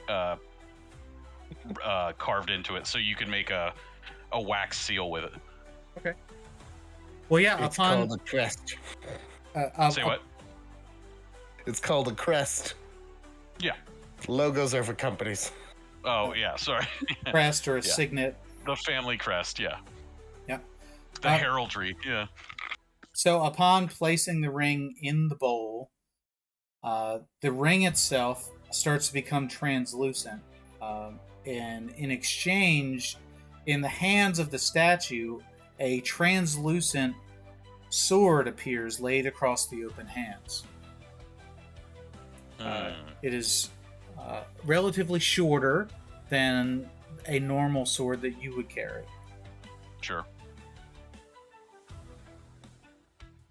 Does it seem like it's like not quite in reality yet? Like I still need to continue to pay something to get it to materialize more? Or does it look like it's just ethereal? Let's have Arcana check. All right. That is not very good. That's a 12. 12. You're unable to discern exactly what the puzzle means, but you're able to determine that the offering of the ring has caused a magical reaction of this item to appear.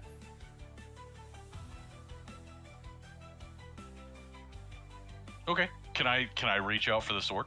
Sure. So you reach for the sword, and you kind of reach through it, and Yeah. Okay. So it's not corporeal yet. Yeah. Okay. correct. So like it kind of dissipates and then reforms itself back into the hands of the statue.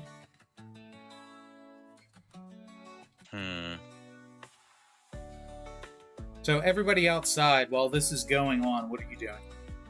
You've seen him go in, and I don't know, Bronson, if you've shared, and well, you did share that it was a puzzle. Yeah, I just kind of poked my head out. Was like, I got a puzzle to work.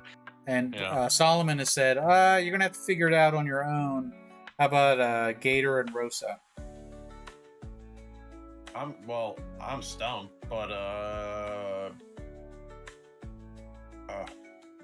you guys might be able to come in here. I thought that's the thing, is I thought only competitors were allowed into these gyms. Normally, and I didn't tell Bronson he had to figure it out on his own. I told Gator and Rosa he's gonna have to figure this out on his own. Yeah.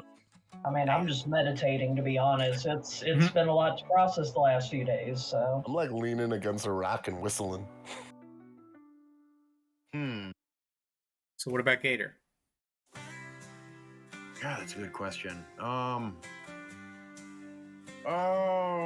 well. So, like, I'm assuming Dojo, like, can we see in to see what he, like, how, like, can we see him experimenting with things? Or it goes around a corner. Okay, then we can't even. I mean, you can walk up to the door and look into the dojo. Yeah, that's true. I mean, you guys I'll are in the stick my courtyard, head right? Hey, wouldn't whoever your cousin is, who's also looking for badges, be here? Yeah, but he's not with us. They were going a different way, if I recall correctly. Oh. We split I up. thought he was like captain of the ship. Nah, we split up in Territory 1. So Gator will poke his head in to the entry to the dojo and look around for at least some, like, clues. Maybe he could shout something. Investigation check. Investigation? Yeah. Okay. 14. Oy. 14. Okay. So you can't figure out this bowl thing. You see that there is this poem written in plain sight in front of the bowl. It says, "Honor the past with the gift of grace for spirits who rest in this sacred place. 3 gifts to enter void of fear, 1 pure, 1 gold, 1 sincere." And while you can't think of what you would put in there, you're examining the room, and what you do find is that there are some loose floorboards to the side of this podium. And those boards look out of place from the rest of the room. Huh. Hey, Bronson, what's that over there? And Gator points. That suspicious floorboards. At the boards that look like they, like, if it was like an NES game, it would just be like cracks in the floor. Yeah. Yeah, I'll walk over to him and kind of take a look. Does it look like I can get them up without destroying anything? Yep. Okay, I would do that then. Yeah. I mean, there is no locking mechanism or anything like that. It just appears that they've been hidden in some way, or maybe that they were covered at some point, and are no longer covered. But as you remove this cover, underneath you find a beautiful sight. It is a crate full of badges. All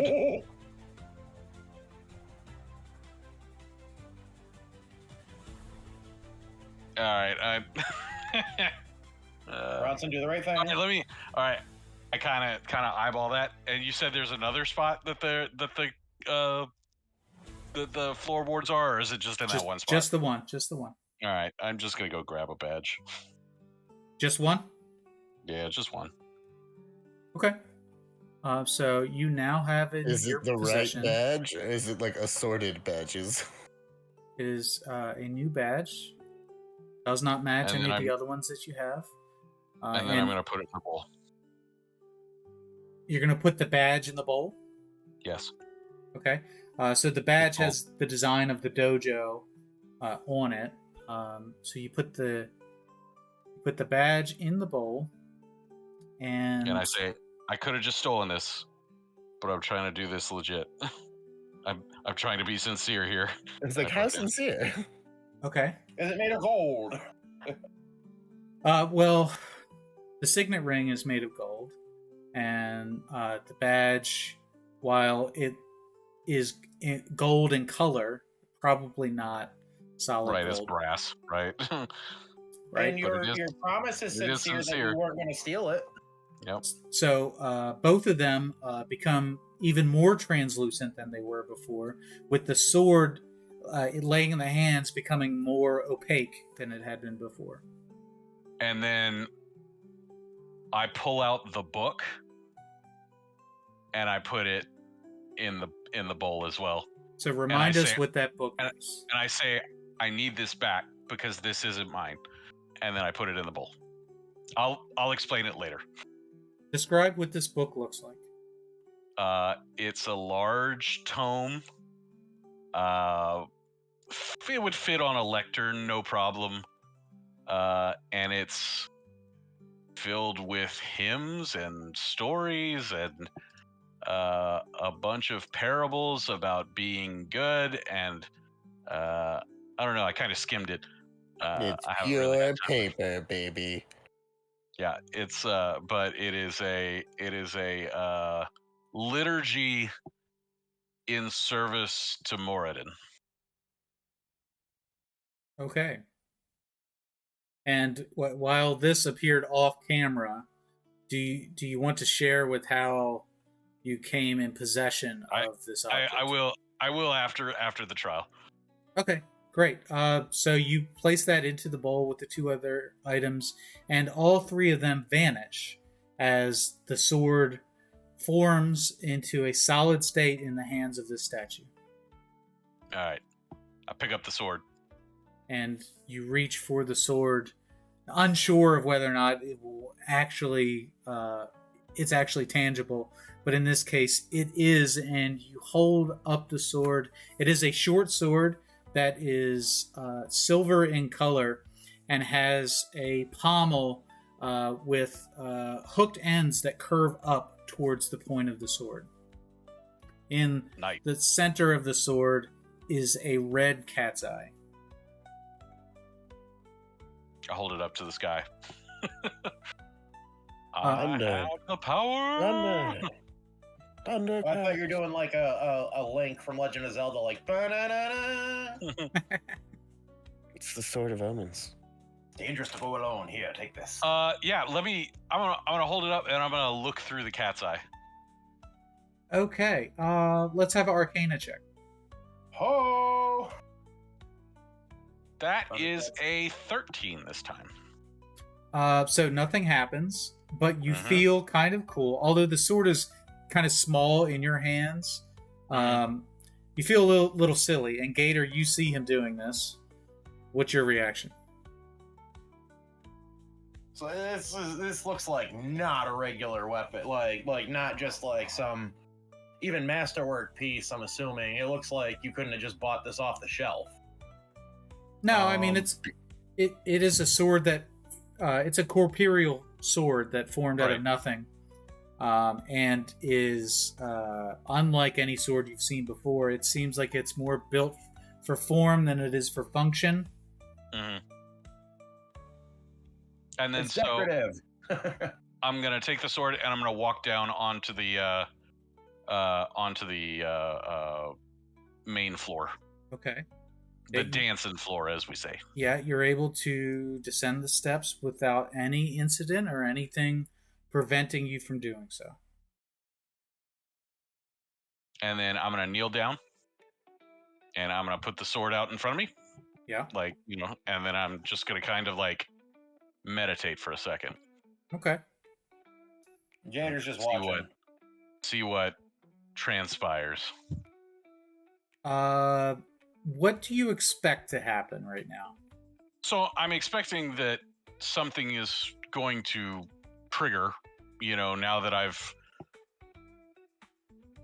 acquired the sword and have approached the, sparring area of the dojo. Okay. That does not I happen. don't know if someone's going to materialize or a ghost is going to have to fight me or what. That does not happen. Okay. Nothing Gator happens. shouts, Bronson, neutral fighting position, number 3. So nothing happens. Nope. You have the sword. It's laid out in front of you. You kind of love this place, right? This is there is peace here. This is a building that has not been defiled, and it appears to be unaged in comparison to the rest of the town, which has been severely aged over the course of whatever spell the town's been under. This place seems to have been unaffected, with the exception of the courtyard, which all of the wildlife. If Gator's here, I'm going to walk over to Gator at the threshold and see if he can't get a better idea of what the magical qualities of this might be. All right. Let's have an Arcana check from Gator. Boogie blow. Oh! All right, with a +6, I rolled a nat 20. Okay. Yeah, so you're sure that you can figure it out. It's just going to take a little while to attune to it. But you're sure that there is a magical quality to this sword, and you're a little excited about it. Because it's one of these, it's magic-y, right? It's right in Gator's wheelhouse, and you're sure that you can figure it out. Gator just starts clapping and dancing on his toes. That's a good one. You just got to attune to it. All right. I will try to attune to the sword then. Well, that'll take a fair amount of time to attune to the sword. Okay, so what's everybody else doing while he's attuning to the sword? Gator is probably gloating for his amazing Arcana check. Yeah, that's right. I'm going to go back to my meditation stance and just try to attune with the sword. Okay. And then outside, Rosa and Solomon, while this is going on, what are you up to? I'm trying to get... Oh, go ahead, Rosa. I was going to say, I'm just looking off into the distance. All right. Well, it's pretty peaceful. It still appears as if, this ghost town is finally able to recover, right? So you're starting to see life return to it. The birds are an obvious sign, but the sun, and it is serene, but it's also devoid of human life. And what's Solomon up to? After that combat went pretty well, I remember the last thing that me and Snug were working on was like, a stimulus training. So I think I'm gonna, now that he's older and a little bit more combat experience, I think we're gonna work on some more stimulus training. Okay. Make some illusions and stuff to make sure he continues to follow orders when things are chaotic. So you're trying to help me out here. What's the action you're trying to teach him?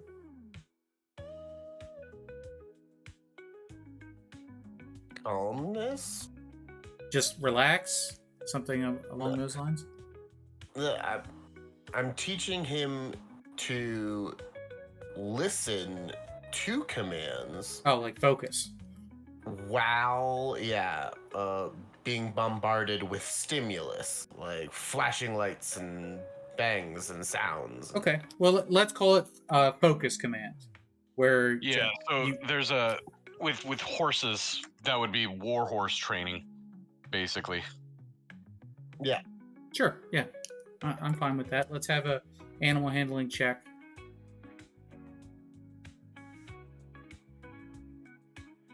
Oh, 16. Yeah, so we can go ahead and add that action or ability to Snug's repertoire.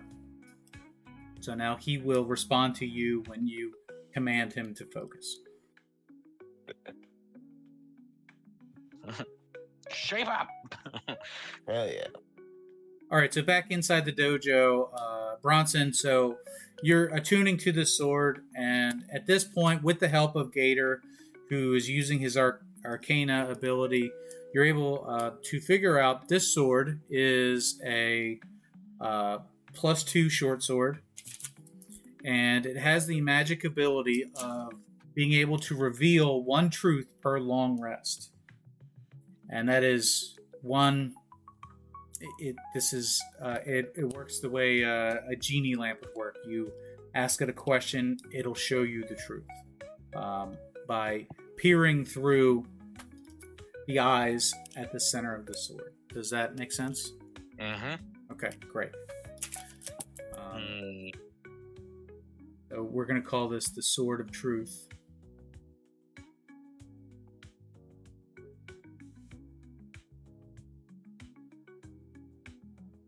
Man, there's a couple of things that...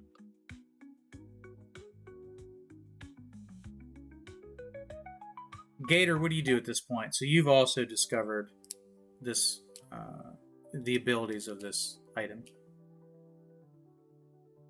Oh, well,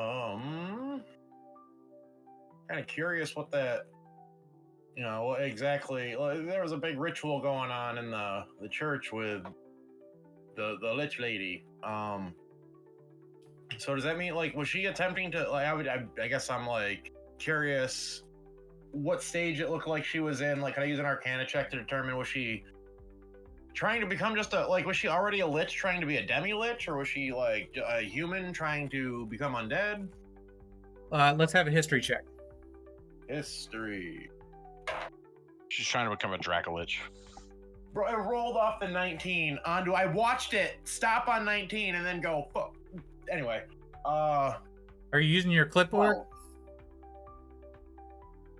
That is history too, isn't it? I thought, oh yeah, history and deception. Okay. It's It's clearly right there on your clipboard. Yes, it is. Oh, and I flip a page up and I go, oh, right here. Hang on. 17. Yeah, so you can recall that she had said that she was going to become a Lich Queen. And it appears that you had interrupted her ritual by doing so. By making this unholy communion, you entered this church. The bones inside the church, clearly the bodies of those who had already been reaped for the purpose of this ritual. And she was almost near completion before she was stopped. So based on what she had revealed, what you had seen, a phylactery was being constructed inside the ritual room of that temple. That phylactery was destroyed prior to it gaining the full potential of the item and stopping her before she became overwhelmingly powerful. Okay, so I don't think we have to worry about her having some other means to restore her soul to her body, because if it was like a demi-lich, she might have had several phylacteries distributed throughout the continent just to be safe, because technically, and I've said this before, the Horcruxes from Harry Potter, those were phylacteries. Mm-hmm. Yep. So that I think the virtue of us being alive means that she was not even a higher powered, lich. Yeah, she's still working on her first phylactery. Like she had. Yeah, but like if she did have another one, it might take her up to a week or more to reform or something. So that's just what I'm more worried about, is these high-level casters. They don't stay dead often. That's a tomorrow problem. Yeah, I mean, she had revealed to you that her design was to become a Lich Queen, and when you spoke with the dead, she had indicated that the souls of the town were for her, for that purpose as well. But there was no indication that she had formed a phylactery or multiples. Okay, so no Evil Dead 2, got it. This is my boomstick. So now I have to debate whether or not I want to keep this sword forever. And lose out on some very important things. Well, just because you're attuned to it doesn't mean you have to wield it as a weapon in combat. Right. But I do have to keep it on me to look through the jewel. Yeah, that's easy. Swords go in sheaths. No. I'm saying that I won't get my items back that I produced. All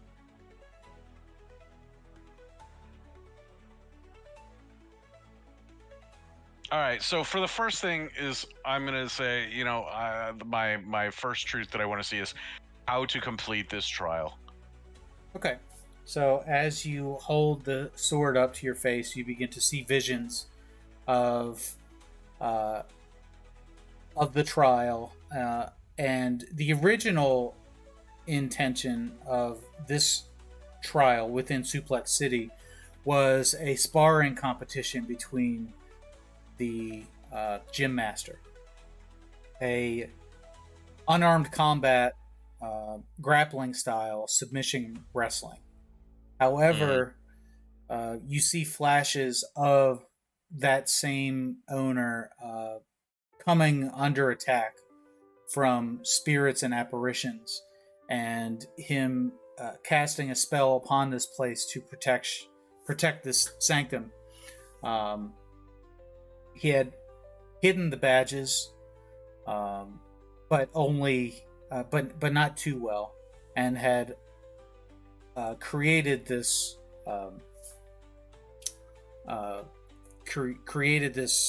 offering bowl so that a true believer or a pure heart would gain possession of this item, which was important to them.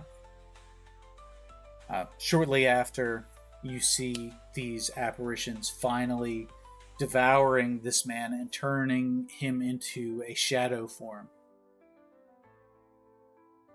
And then you just get glimpses of the crate of badges as they sparkle and pulse with energy. So giving up the stuff proves you're worthy of the sword.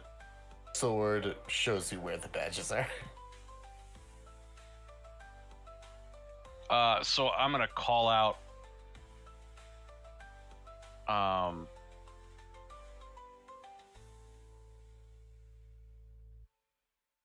Did I learn what the guy's name was? The leader here, just offhand. No. Because it's just glimpses, no audio or anything like that. Yeah, it's glimpses and visions. There's no indication of a name. Just the demise of this individual and their willingness to protect the ritual and to provide this item in a way that a pure heart could retrieve it. So I kind of want to reach out. I guess I could just call out for it, try and address the caretaker to see if that shadow is still here. Okay, so you can try to speak with the undead. Is that the idea? Do you have any? Yeah, I'm kind of just looking in the corners, looking at all the little, all the places where the lights play tricks, and basically trying to see it, and try to call out to him to see if he'll answer even in shadow form, because I would love to have a conversation with him, even if that conversation is just, do you want to continue protecting this place as a shadow, or do you want me to help usher you on, that kind of stuff. Okay, so you don't see it at first, but Gator does. And Gator, swear that you've seen something out of the corner of your eye, but as you looked into the corner of the room, it's not there anymore. And then you see maybe movement on the other side of the room. Bronson, you see it too. And it's just flickers of shadows. Now, of course, this may be a bit of confirmation bias because now you're looking for things that are odd, so you're going to find them anyway. Yeah. So just as you're starting to think that your mind is playing tricks on you, you hear a jingle from within the floorboards where the badges are. Okay. All right. So yeah, lift up the floorboards again, and I guess pick up the crate, or move, or I guess just like look around in there to see if maybe he's like in the shadows of the secret area. So you don't actually see a figure or an apparition, but Okay. you're also not prevented. There is no reaction from you picking up this crate and removing it from Oh no, the sunken area. I'm not removing No? it. I've got a different plan now. Okay. So we're gonna do this like ghost hunters would. Okay. If the answer to the question is yes, jingle the crate of badges. If the answer is no, just don't make any noise. Okay. Would you like us to send to help you progress to the afterlife? You said for yes, jingle, and for no, do nothing. Uh-huh. Okay, great. So there's no response. Okay. Do you want to continue to watch over this place even in unlife? So the badges don't jingle, but you do hear chimes from outside of the building. Gotcha. So you're still watching over this place. Okay. In that case, that's not a problem. May I take a badge?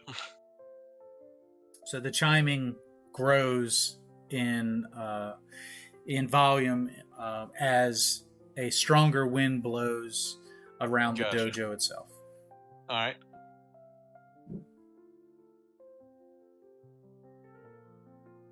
What's my next question?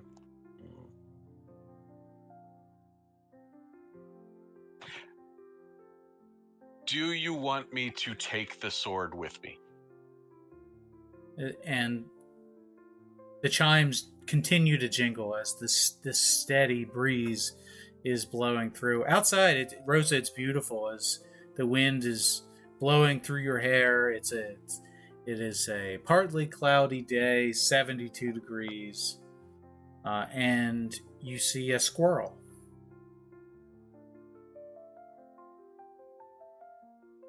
And it explodes. I'm like, I try to coax the squirrel to me. So I'll get up out of the crate area or anything like that, and then I'll take a look at the bowl. Is everything still gone? Yeah, there's nothing in the bowl. Okay, I'm gonna put the sword back in the hands of the statue. Okay. So the sword returns to the statue. However, nothing reappears in the bowl. Okay. Damn it.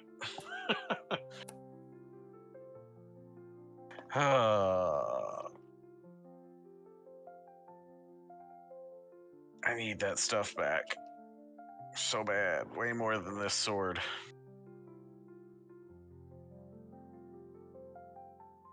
The ghost of an old man appears in the corner. You chose poorly. Yeah. So Rosa, you can attempt to tame the squirrel outside with bits of food, and if you want to make a forest friend, you can give us an animal handling check.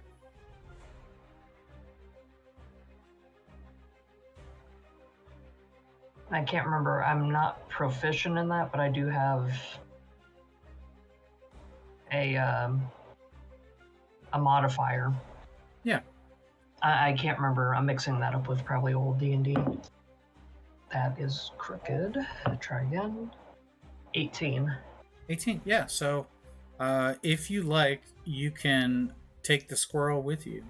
It's kind of an adolescent squirrel, not fully grown yet. And it's little it's like one of those red squirrels. With big old ears. Yep. Yeah. Yep. But it's it's kind of a smaller one.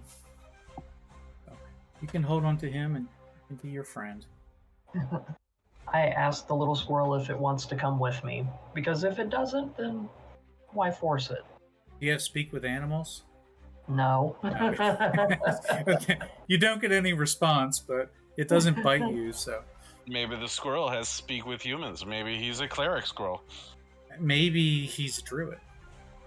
You never know. Okay, so what are we doing, Bronson? Man, I'm at a loss right now.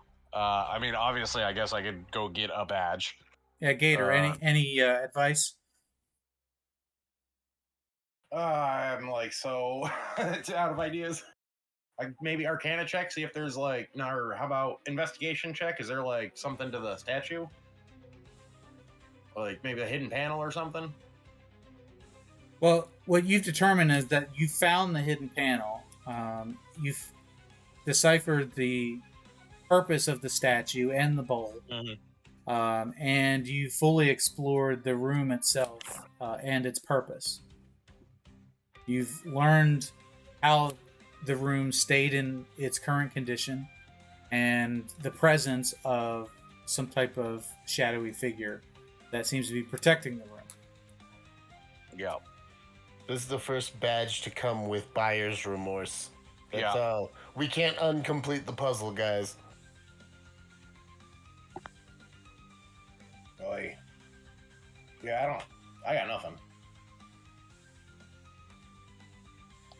As much as I want this weapon, I know that someone else will come by, or will come through here, who is just as deserving, if not more righteous, than myself, and I really need the items back more than I desire this sword.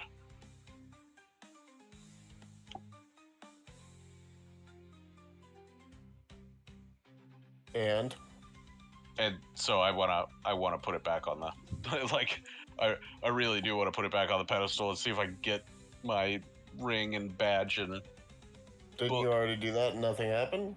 Yeah, I did, but I'm hoping that the force that's seeing this can understand that those are more important to me, and that I'll still be on this path, but I value those items more than a sword, a very nice sword. But I am a weapon, like I need the other implements more than I need another knife in my bag of knives, All right. So outside Rosa, the wind seems to kick up even stronger to the point where it kind of blows the squirrel out of your hands, or he jumps out of your hands and kind of scurries away, and you can go to chase him to pick him back up. The chimes are now rattling much stronger as the light around the dojo seems to dim a little bit. And I don't mean any offense by it. I've come here to perform my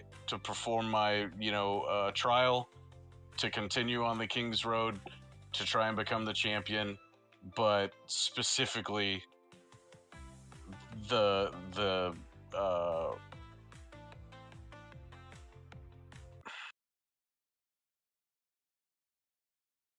I'm trying to think of how I would want to end that sentence. It's very difficult. Okay, well, keep thinking. So as you're trying to articulate how to politely ask for your things back, you see the shadows culminate into a figure in front of you. And here we go.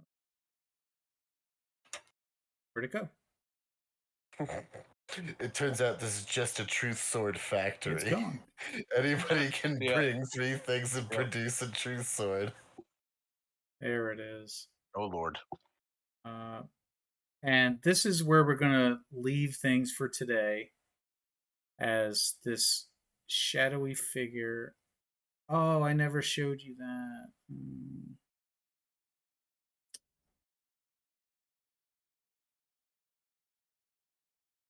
Unbelievable. Hold on for a second. Okay, apologies. So this shadowy figure appears in front of you, and it is an amoebus ball of shadows that wisp together and reform as 2 glowing eyes kind of hover up above the statue and behind it as the spirit appears irritated. And that's where we're going to leave it for this week. We will pick up next week, where Bronson and the Young Lions will decide how they would like to proceed inside the dojo of Suplex City. That's a place where gym badge number 3 or number 5? Number 5 is waiting to be taken out of the crate on the floor. We will see. Always going to make it difficult. We will see what Bronson does. Does he appease the spirits, or does he betray them? So we'll pick up again next week. That's been it for Kings Road Young Lions. I've been Saucey. They've been the Young Lions. Say goodbye, Young Lions. Goodbye, Young Bye, Lions. Young Lions. Goodbye, folks. Hey, congratulations. If you're still listening, that means you made it to the end of the episode. Thanks for coming by and listening to this edition of Kings Road Young Lions. If you like what you've heard, go ahead and hit that subscribe button, hit the like button, and leave a comment down below of what you'd like to see on the next episode. For more great content from This Is Awesome Promotions, check out the YouTube channel, check out the Twitch channel, check us out on Twitter at TIA Promotions. Thanks again for coming around, and we'll see you next time down on the King's Road.